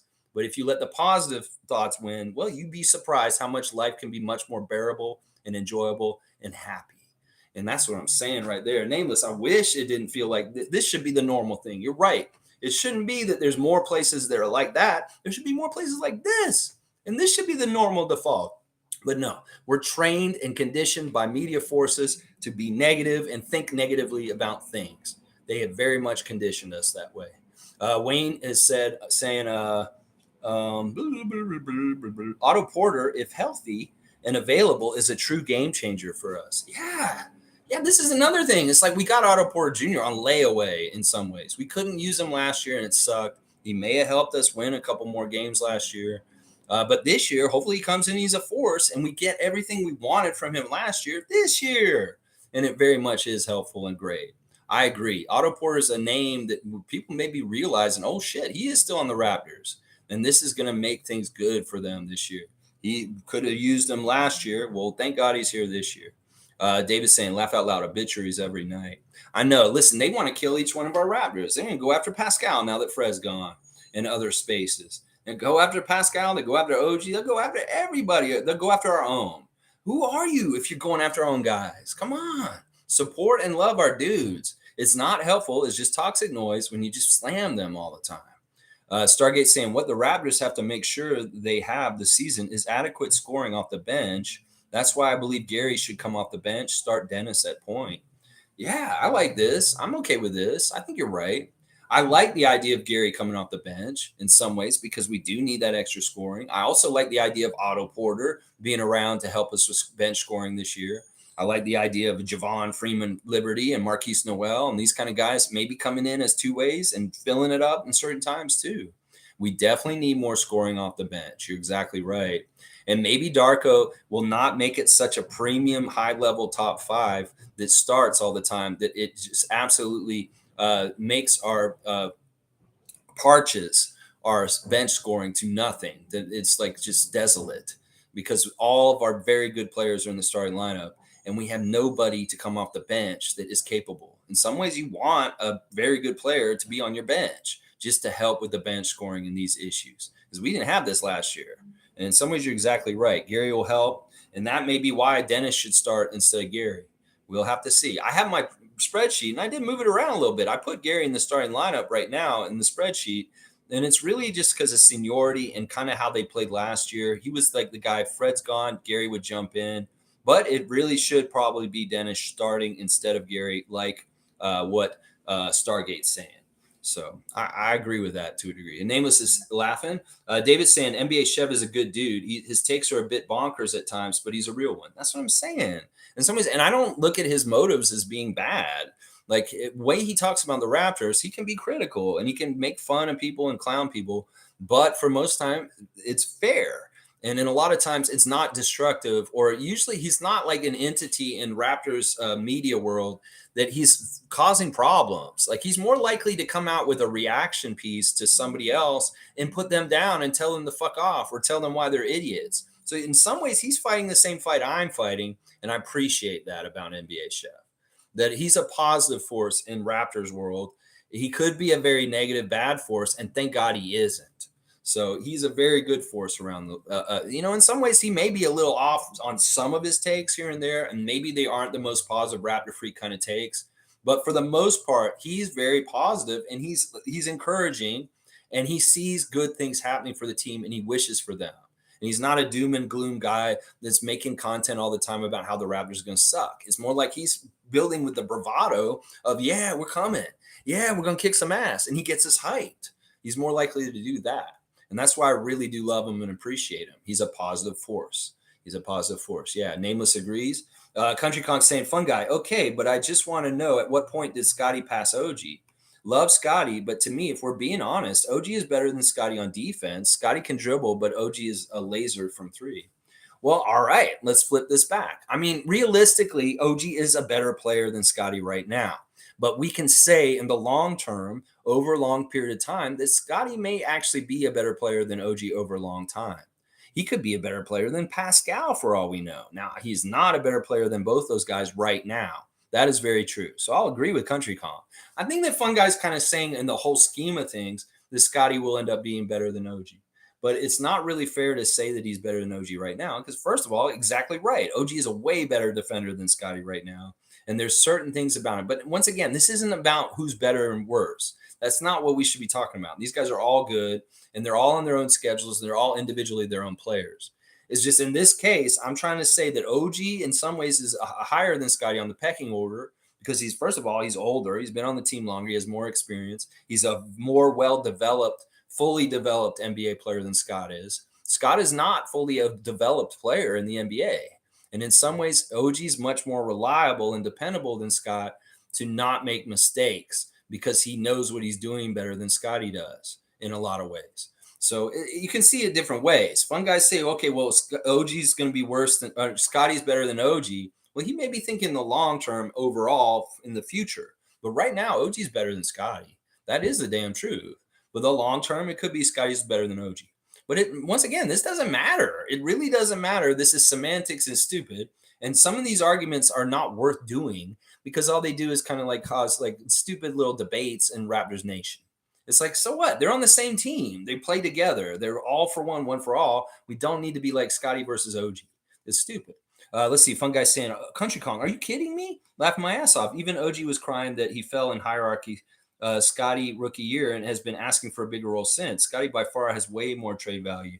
Yeah, Fun guy, I don't like the direction you're going in. In some ways, you have been echoing a lot of Penn-Sarite kind of bullshit recently. And it's like, look, I get it. You love Scotty, and that's fine. You can love Scotty, but people that love Scotty are kind of being a little bit of stupid at this point. Like you guys are overvaluing him in some ways. He is a very good, talented player, and he's going to be very good, but you're getting ahead of yourselves. You seriously are. Scotty is not as good as y'all think he is right this second. He needs to show it and prove it more and more over time. And OG has a better body of work, and he's done way more than he has. In fact, that's not true what you're saying. OG has more trade value than Scotty right now. He really does. And part of it is because of his contract, and part of it is because OG is a proven commodity in a lot of ways. Scotty still has to prove himself in certain ways, even after his first 2 years. He's not fully formed and not even close. And I'm glad because he has a very high ceiling and he's got to grow into it naturally. But yeah, this is wrong, Fun guy. And I don't like this whole line of what you're doing. You're being very Panzer-like with how you're treating Scotty right now. Let's just put it that way. And OG crying about that, that's bullshit. Let's not even put that shit out there. The Jake Fisher rumors about OG and his role. I don't believe that shit. OG gets every single thing he wants on this team. He gets to defend the toughest player on the other side. He gets shots like crazy. He's one of the main options. He's getting all the opportunities in the world. That's such a bullshit fucking take that OG is unhappy with his role. That's bullshit. If he's unhappy with his role, well, we would know that. He's not. He's very much debunked that himself in interviews. He said, I don't understand where people say I'm unhappy with my role. He said at the beginning of the year last year. So everything that Jake Fisher said, you should just fucking not listen to, Fun guy. It's not true. OG's very happy with his role. He's very happy in Toronto, and he's doing fine here. This is all bullshit, trying to stir him up and shuck him out of the shell and get him some other team. Start an inertia saying, OG's not happy. Oh, we should all try and go and trade for him. And then they did. They all tried to fucking make offers to us, and we laughed at them. And we told them we're not trying to trade OG, and y'all can fucking keep sending us these asinine offers. We're going to ignore them. So there's a lot of bullshit out there. It's just like with John Wall. There's somebody came out yesterday saying John Wall's interested in playing in Milan in Italy. He turned around today and said, I don't know where any of y'all are getting your information. I'm not fucking going to Italy. So it's like there's all kinds of people saying stupid ass shit out there, and half of it is not true. And that OG thing is not true. You know, you saying he's crying? He's not crying. Have you ever heard OG cry or whine or complain about anything? Because he doesn't. And that's why Jake Fisher's stupid ass comments were stupid at that time, and they're still being carried on to this day, as evidenced by your comment. He's not unhappy here. He gets everything he wants. He's going to get even more of what he wants this year with Fred gone. So that narrative about OG not being happy with his role is absolute bullshit. Oh my gosh, it's such bullshit.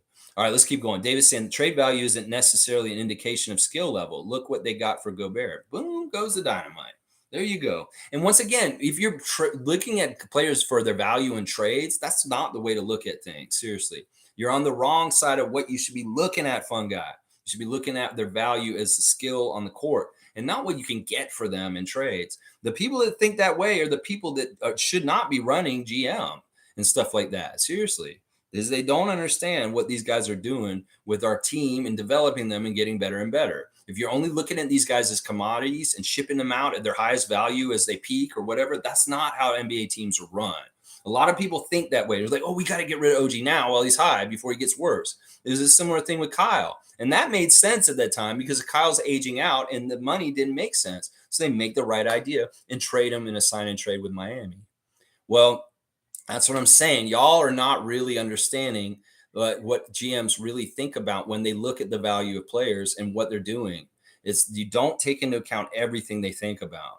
You think about just specific things like trade value and this and this. No, they're thinking about the whole picture. A lot of different things, a lot more than y'all are thinking about. That's for sure. Name is saying F hockey. Okay. Fun guy saying it's a very strong indication by a major spectrum. Well, I mean, listen, that's the business side. I'm the basketball side. I don't give a shit about the money side. I don't give a shit about the trade value side. I don't give a shit about any of that. I really don't. In some ways, we've gone to a detour that's just not worth talking about right now. David's saying, and which spectrum is that? Those with their heads up their ass? Yeah. Ooh. Stargate's laughing at obituaries. Kenrick's here. Good to see Kenrick, Chronic Art, James. If you guys have any art you want to commission or a tattoo you might want to get in the Toronto area, Kenrick Chronic Art James can help you out. He's a great artist, a tattoo artist, and he will help you. You just got to look him up on Facebook. He can get you a tattoo, a Raptors tattoo, just like that. Scotty and OG have to prove their spot as number 2 behind Pascal. We don't annoy, we fight for everything. See, this is the kind of attitude I like. You want it just given to Scotty, half y'all Scotty people. He has to earn it. He has to go and take it himself. That's the thing. None of this is like these guys get it given to them. You got to go take it. You got to go earn it. You got to go out there and prove that you can do things consistently so that you get it. And that's the only way you get it. And it's not up to you saying, oh, I'm going to get this ahead of time. No, you go out there, you do it, you execute it, you prove it, and then all of a sudden you are it.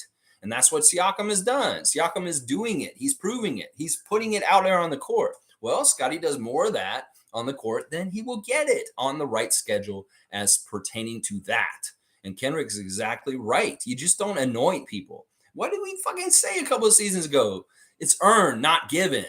And that's what I'm saying. Y'all want to give things to Scott. He's not ready. He's got to earn them. And as he earns them, he may earn them right away and he'll be like, yeah, he's earned it. Good. But he has to earn them. And y'all can't just be saying, oh, Scotty gets this, Scotty gets that. No. And it's the same thing with OG. I'd say the same damn thing. That's why I was saying the role thing is bullshit. If OG wants that, he can just go get it. He has to earn it. He can just go get it. OG has the opportunities. That's why that rumor was bullshit. Scotty's got the opportunities also. They've got to earn them. They've got to earn that status. And in some ways, Siakam's the most established one out of all of them. And OG is more established than Scotty at this point. That's just the damn truth. Country Con saying, fun guy. I can't even imagine OG crying. I know. That would be really weird. Like, what would OG be like? Like, would he be like, would he be like Prince? No, he'd probably be like, I don't feel nice, guys. And then he'd just have like a tear coming down his eye. He'd be like not emotional. He'd be like, guys, I don't feel really happy. And then you just see like a tear come out of his eye. And you'd be like, holy shit, OG must be really upset. There's like one little tear coming out of his eye, but he's not like frowning or he's not making any facial expression. He's like, guys, I'm not very happy right now. And that's all he says. And then it's like a tear. It's like emotionless. I mean, seriously, does this make any sense? All right, let's see. Hang on. Where am I with this? All right, where were we? Yeah, Country Kong saying, I can't even imagine OG crying. He was only complaining because Fred and Gary were shooting for contracts last season. OG deserves to be 1A, 1B with Siakam, like Lex said. Scotty passes to them. That's the exact setup we should have this year. Seriously. What do you want, Scotty lovers? Fucking make up your minds. You are becoming the most miserable little shits in Raptors Nation with your fucking anointing and wanting this for Scotty and this. What do you want from him? We will do whatever you want. First one, but only one of them and not both of them. Do you want him to be a scorer, a top scorer with Siakam? Do you want him to be A2? Do you want A1 to be Siakam and A2 will be Scotty? Okay, well, then he's not the point guard. Nope. If you want him to be the second scorer, well, then he's not the point guard, y'all. Then we're going to have somebody else run the point guard. All right, do you want him to be the point guard? Okay, then OG's the second option. Those are the only goddamn choices. I'm sorry. It's like if you want either one or the other. You can't have both. It doesn't work in basketball theory. So either you want him to be one of the top scorers, well, he's not the point guard, or you want him to be the point guard. That's the only choices you get as far as with this. And if you don't pick one of them, well, you don't get them. That's just how it is. Let's see. Fun guy saying, Country Kong, that's not true at all. Gary Fred had been with the team playing alongside OG before Scotty came. The complaints came when Scotty arrived. Stop it. I know what I'm talking about. There's no complaints. Fun guy, there's no complaints. Jake Fisher was lying. Jake Fisher's stupid ass report was out of fucking blue bullshit. OG said it himself last summer. We covered it on this channel. OG came in to training camp last year and they asked him specifically about the Jake Fisher report. They said, do you want not happy here in Toronto? Are you not happy in Toronto? I don't know where this stuff comes from, is what he says. I don't know why they're saying this. I have not said any of this, is what OG said. He said, I don't say anything about it because I don't talk to the press. I just like figure, okay, nobody's okay. Believe whatever you can believe. They're going to believe it anyway. There's too much of it. I could come out every day and debunk bullshit that people are saying. I just don't say anything about it. Well, he came in training camp last year and they asked him, Josh Lowenberg said, OG, what is the truth about you and what Jake Fisher's saying about you and you're not happy with your role? It's, I don't know where they get that. I have no idea why they're saying this. I did not say that. So fun guy, are you going to listen to OG or are you going to listen to Jake Fisher is what I'm going to ask you right there. And it's not, is you know what you're talking about? If you're echoing what Jake Fisher is saying, then you don't. Because OG is saying what I'm hearing and what I'm saying. So you want to listen to OG or you want to listen to Jake Fisher? That's what I'll say right there. David's saying, have we ever actually heard OG complain? No, we have not. We have not. It's all hearsay. And he has never, ever given indications around the team that anything has changed the whole fucking time he's been on the team. He came in as a rookie. He had the same kind of modus operandi, just hanging out, mode of operation. They just come in, work, and be silent and have a good time and smile. He smiled more in the last couple of years than he did when he was younger. It's like, holy shit, OG's showing some emotion. He's actually smiling. He seems like he's having a good time. You know, he's come out more of his shell.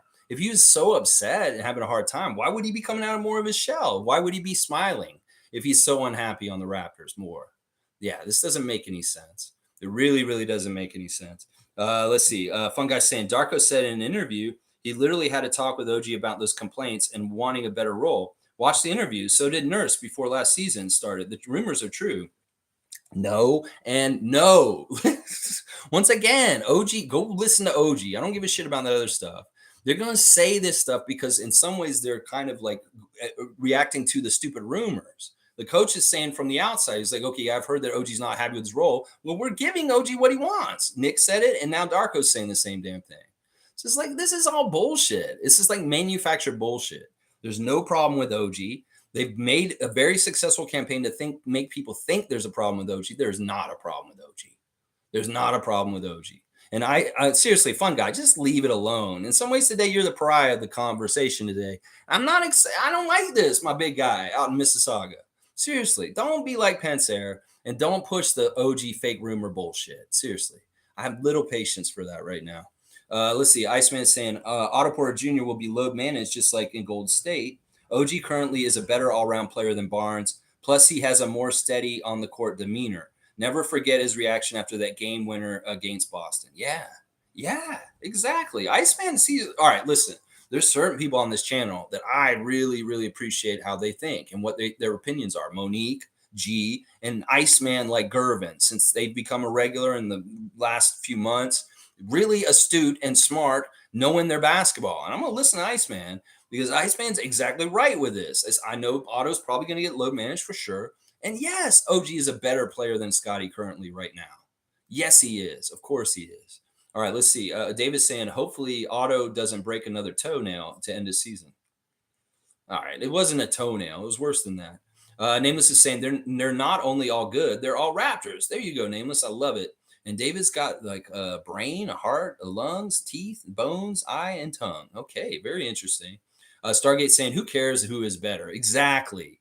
Player than who is at this point. It's irrelevant. It's about how they function as a team.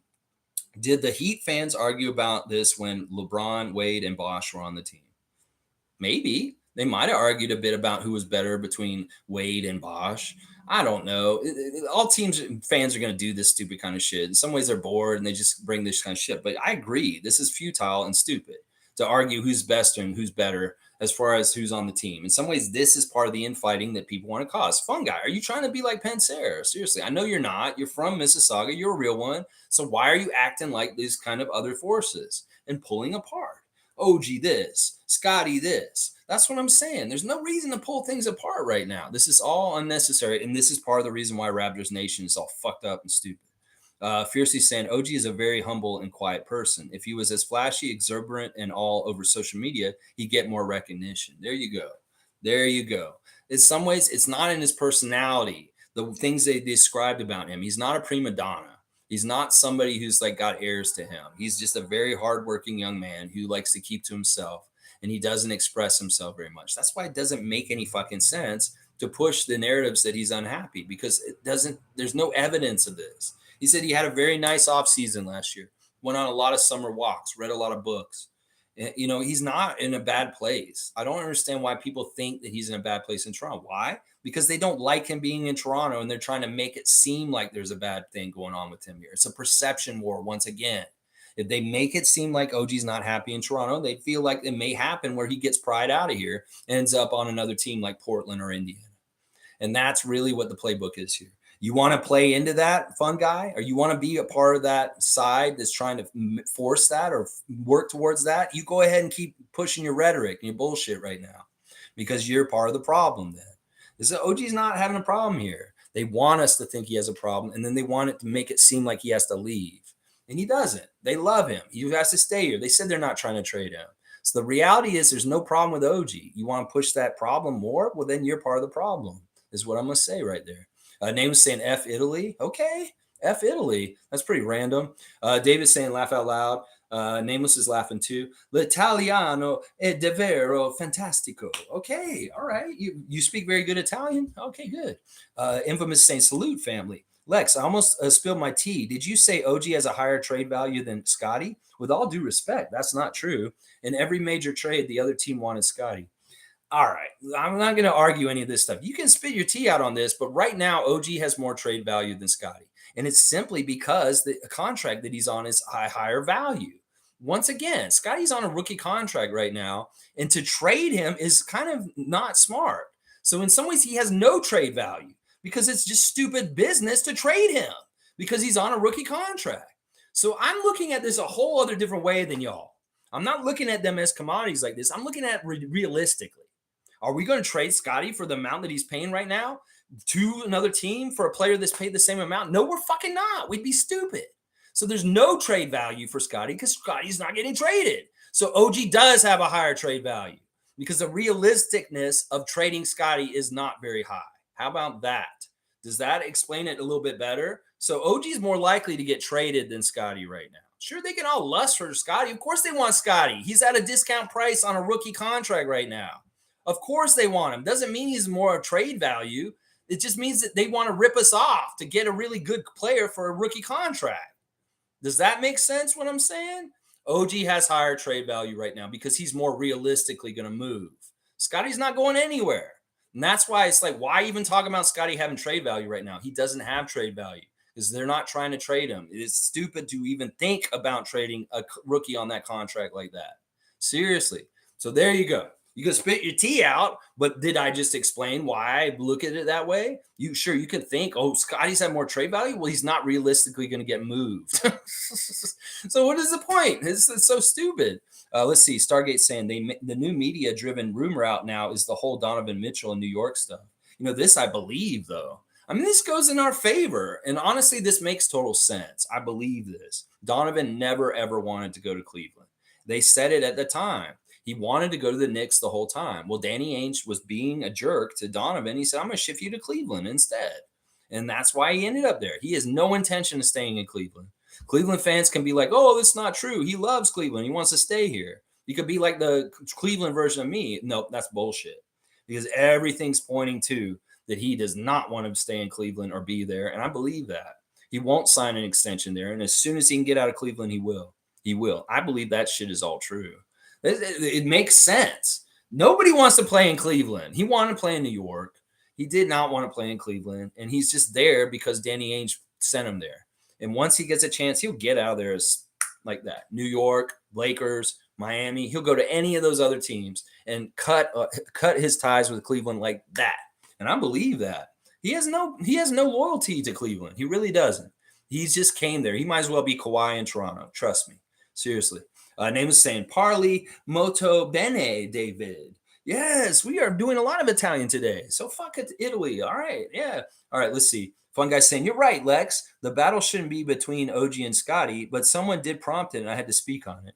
It's all good, fun guy. Listen, once again, we're family. I love you, man. You're a Raptors freak. You're a real one. Sometimes we just don't all line up the same way, and that's fine. I just want to caution you from pushing destructive narratives. There's no point. And I don't blame you for the whole OG versus Scotty thing. You're just taking a certain side and saying things, and that's fine. We all have our own opinions. But this is ultimately the thing that's most important, what you're saying. This isn't a between Scotty and OG. They're teammates, they're good friends, and there's no reason to rank them against each other. There really isn't. Cool Cat saying, good morning, Rapid Free crew. Very late joining today. We'll have to look at the beginning later on. Okay, Cool Cat, I hope you'll catch up later on. I really appreciate you being here. Whenever you come in and check on us, that's great. All right, y'all, give me a count off right now. I want to cut off right this second, guys. Please, please, please. David's saying, grazie, sono piuttosto lento ma funzino. Oh, no. I don't know if I'm doing very well. Nameless, please grade me later. Fun guy saying, bro, but we are not giving things to Scott. He's literally earned it. Bro beat out all rookies for Rookie of the Year and is statistically right now our second best player. Come on, guys. Like, damn. All right. The first year Scotty played, he played exceptionally well, but he didn't have any responsibilities. He was just really kind of going through the motions, doing whatever he wanted. It was very easy and free flowing, and he is a very good talent. He won that talent. In some ways, not really in a focused way, a Rookie of the Year. You're exactly right. Last year was confusing. We tried some new things with him, and this is where I'm going to say this is where you're wrong. He didn't earn it because he didn't consistently show certain things on defense last year. He didn't do the certain very important prerequisite must do every single time on the court that OG's doing. And that's part of the difference between comparing them is if he could be consistent on defense in every single play down the court like OG is, then he's better than OG. I'll say he's better then because he has the whole package. But no, OG's a better defender consistently than him. Now, as far as just giving him things because you think he's already earned it, that's not true either. Every single little thing a player does on the court that's new, they have to prove that they're good at it and they can consistently do it. It's just like Siakam's at the level right now. He needs to consistently show he can perform in clutch situations at the end of the game and take us home to wins. That's what I want to see Siakam get to the next thing. I don't think Siakam's got that yet. So I will not give that to Siakam right now.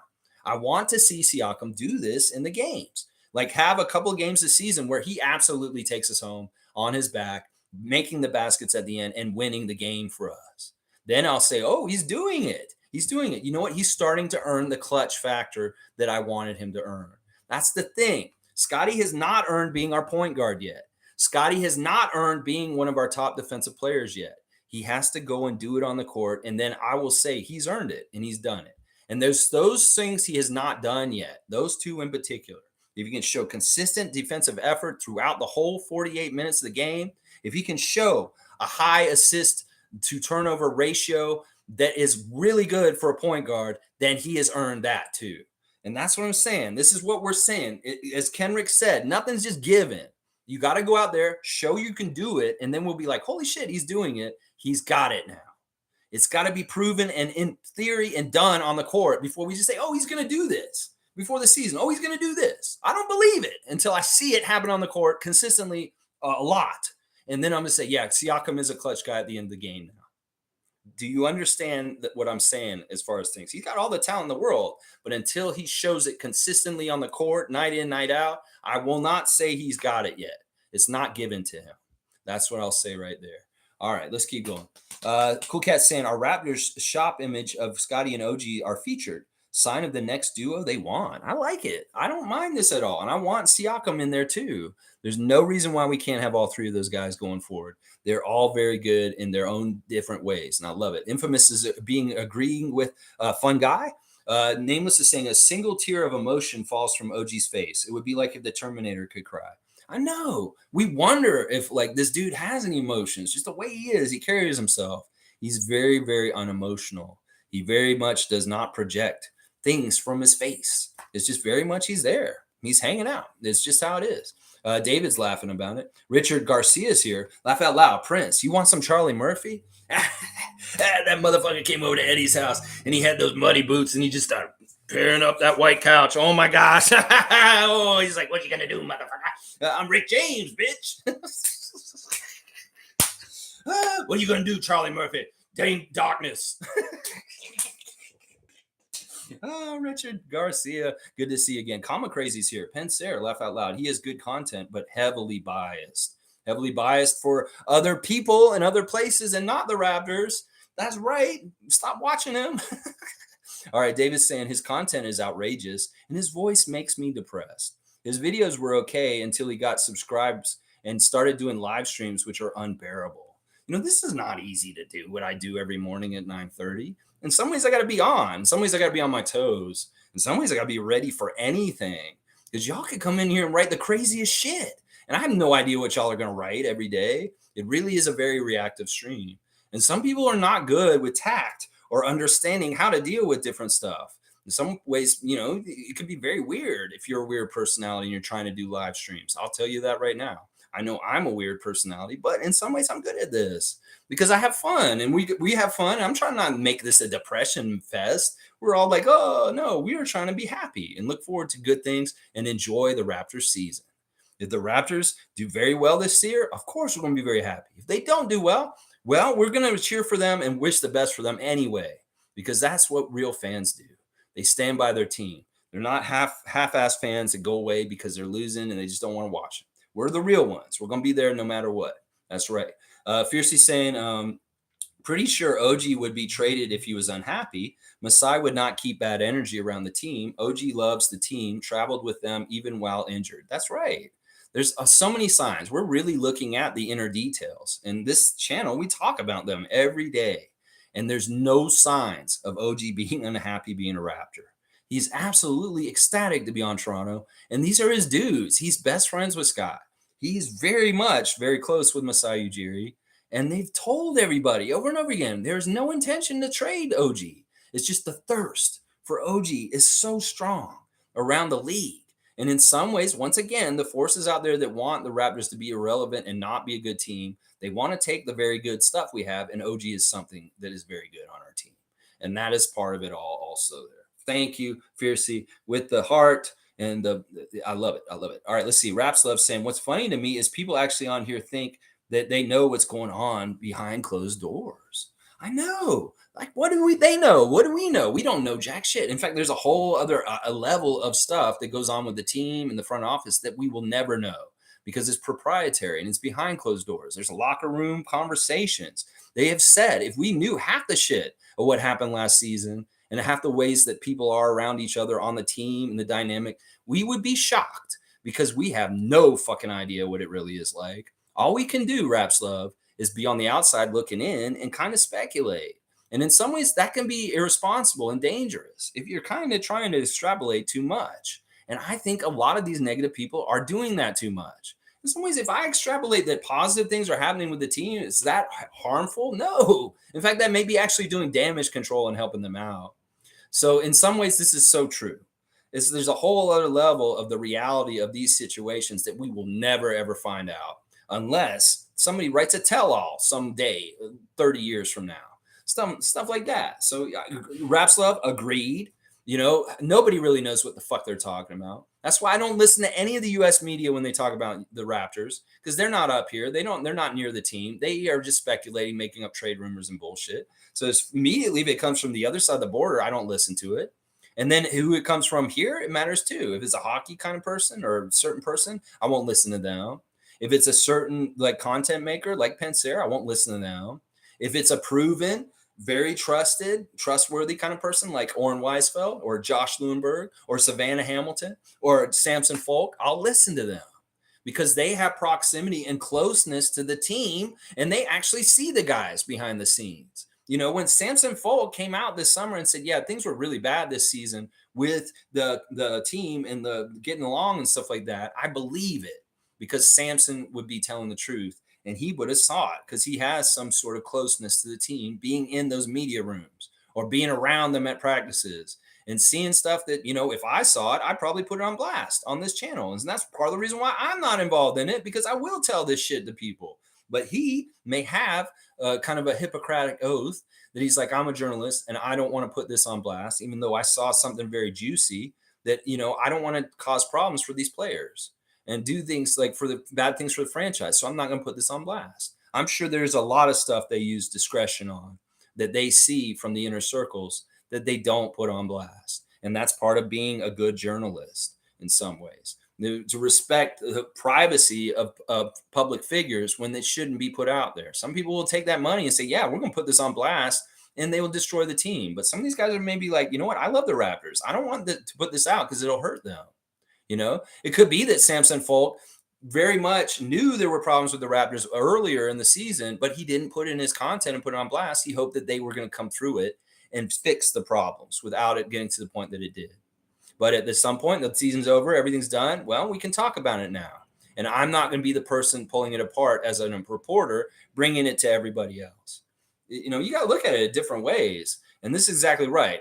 A lot of times we don't know what's going on. But I will say about me, I have a very educated mind for knowing basketball and way teams run and things that happen. And I can kind of look out from the inside and kind of put two and two together in some cases. Now, am I always right? No. And I will not say that I'm absolutely always right. And when I'm wrong, I will admit it. That's the other thing. Are those other people out there that speculate about what's going on behind the scenes? If they're wrong, are they coming back around and apologizing and making it right? Probably not. I'm more likely to do that on this channel. So it's a weird thing. And you're exactly right. Nobody knows what's really truly going on unless you're on the team. It's very, very true. Thank you, David, for the super chat. Very much appreciative of you, David Saborin. Go Raps. Yes. Raymond Jacob is here. Good to see Raymond Jacob commenting more recently. I like that. Sounds like everyone here today just needs some good old mellowing out ganja.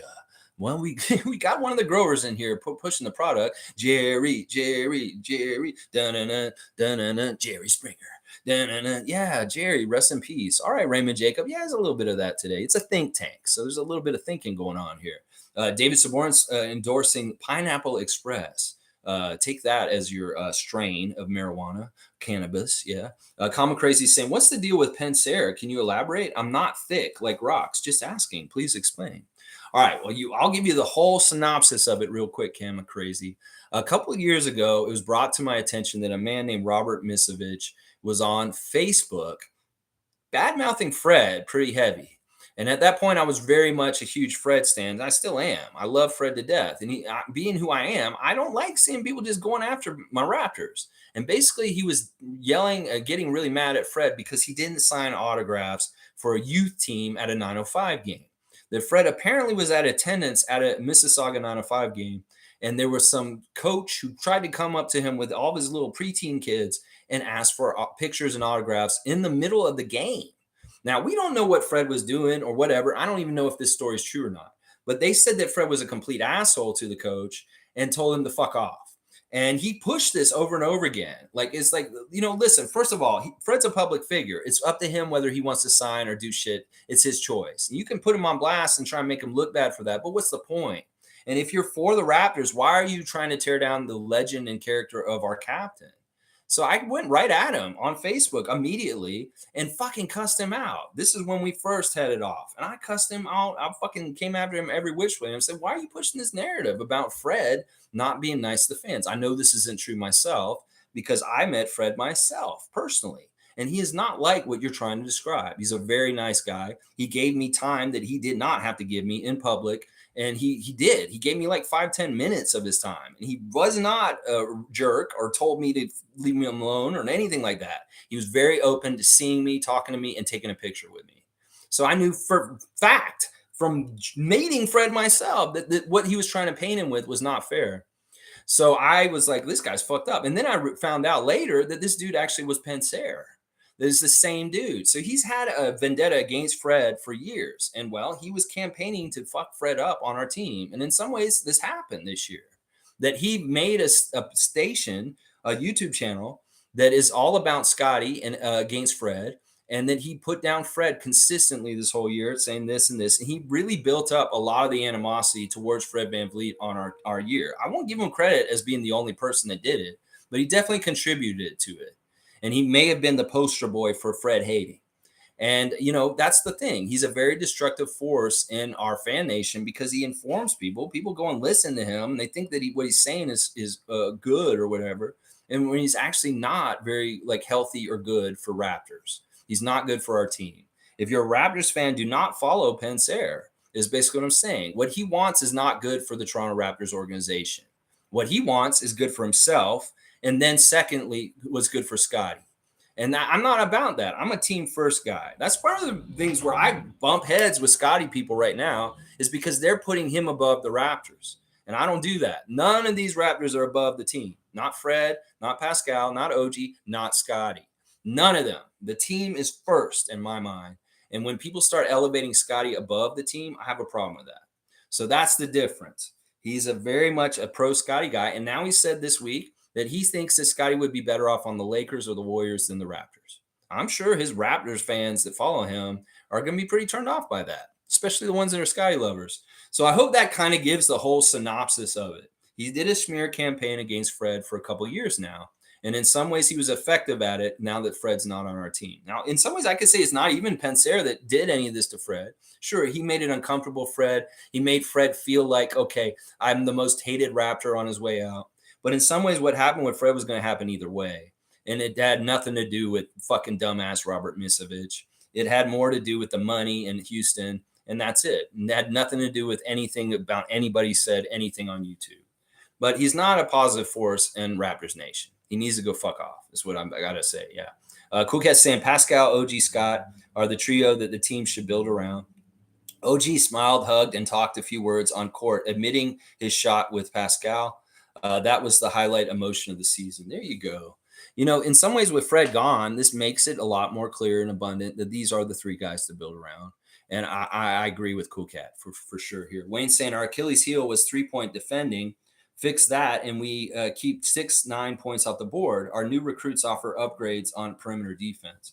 If the big difference is going to be Darko's system versus Nick's system. Nick's system was on the ball, bugging the ball, cheating, over committing, and having to play catch up behind. That is part of the reason why those threes came so easy for other teams. The over committing and overplaying and very aggressive on the ball defense Nick was making the guys do is the reason why the threes were coming like that.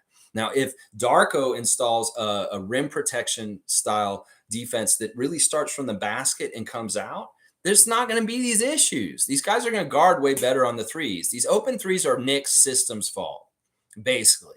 Nick made them run around and double. He made them do forced doubles on high outside when they're bringing the ball near the top of the key. And there's immediately a guy who's open. So they just try and beat the double team, go around. Well, that worked around, and there's a corner three that goes in.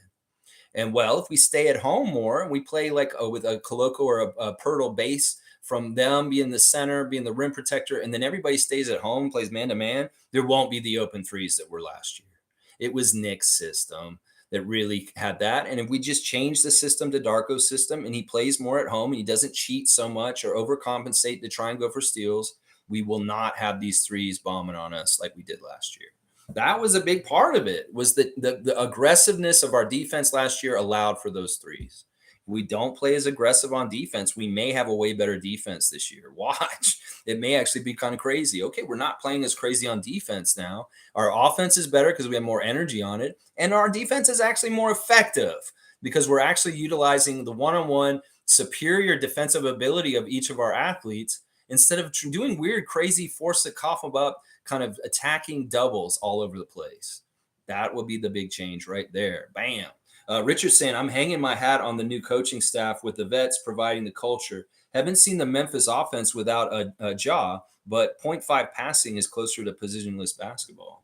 This will be very interesting. Like Darko really could start a positionless team with like all 6'9" vision guys. Scotty wants to be the point guard. Well, put OG at shooting guard and start Precious with Pascal and Jakob, and with very big team, very, very, very big team. It'd be very interesting.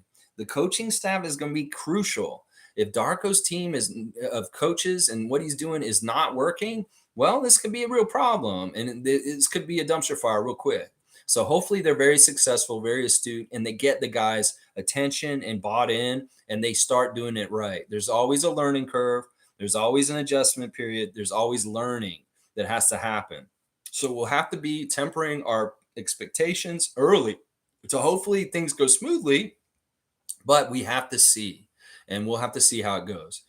So we'll have to see. The vets going to Memphis, the vets going to Houston, the vets coming here. It's showing NBA teams that have had problems with youngsters not having good direction or guidance, like John Morant, need good guys around like Marcus Smart, like Fred VanVleet, like Garrett Temple. So that's part of the overcorrection this summer is a lot of these teams that lacked veteran leadership are adding veteran leadership this offseason. And that's why Derrick Rose and Marcus Smart are in Grizzlies uniforms this year. That's why Fred VanVleet, Dylan Brooks, and Jeff Green are in Rockets uniforms. And that is why Garrett Temple has come to add another veteran to our team. So, yeah, I like it. I like it in some ways. I think that these guys are helpful to teams to know how to play basketball professionally correctly. David saying, haha, what's up, Raymond? Yeah, Raymond Jacobs saying hello the last couple days. Pretty cool. Pretty cool. Let's keep going. All right, and no more comments, guys, because I'm really want to get done. Let's see. Nameless is saying we should rename this segment Thursday Public Perception Wars. Well, it's really going to depend on the subject of the day, Nameless. You know, some subjects are very easy for Think Tank, but today is a little contentious. It's really the kind of the perception of the team, what we did with our roster, the perception of the front office, the perception of the Garrett Temple trade or signing this week. These are all different things that people are perceiving differently. And I kind of wanted to discover or look at this kind of stuff because there's a lot of divisiveness. There's not everybody's on the same place with how they feel about the Raptors and what's happening for sure. Cool Cat saying Raptors fans don't understand the poaching strategy of other teams. Yeah, that's the other thing. It's like they have to fight off people trying to come and get our guys all the time. You know, one way or another, they may do sneaky things. They may realize, like we said, that Fred was going to get priced out and we weren't going to be able to keep him. So Houston poached him right out of here. Delano, where he's not totally in our plans, well, Boston comes and poaches him. We go and poach people too. We poached Jalen McDaniels from the Sixers this year. Sixers Nation's like, whoa, y'all let McDaniels slip through our fingers. Some of them are saying the same damn shit about Jalen McDaniels that we're saying about Delano Banton right now. That how do we let him go? He was doing such interesting things for us. He looks like such a good player that now that the Raptors poached him from us. You know, seriously, it goes all different ways. And we've had our success of poaching people also. We just poached Jalen McDaniels. So there you go. David's laughing. Fun guy saying, pretty sure every Raptors fan understands opposing poaching strategies. We've been dealing with it for years. Yeah. That's why we get real sensitive about people looking at us like a farm team or a farm system for them to develop people and then come steal them as they get to a certain level. No, that's Oklahoma City, y'all. That's Detroit. That's Orlando.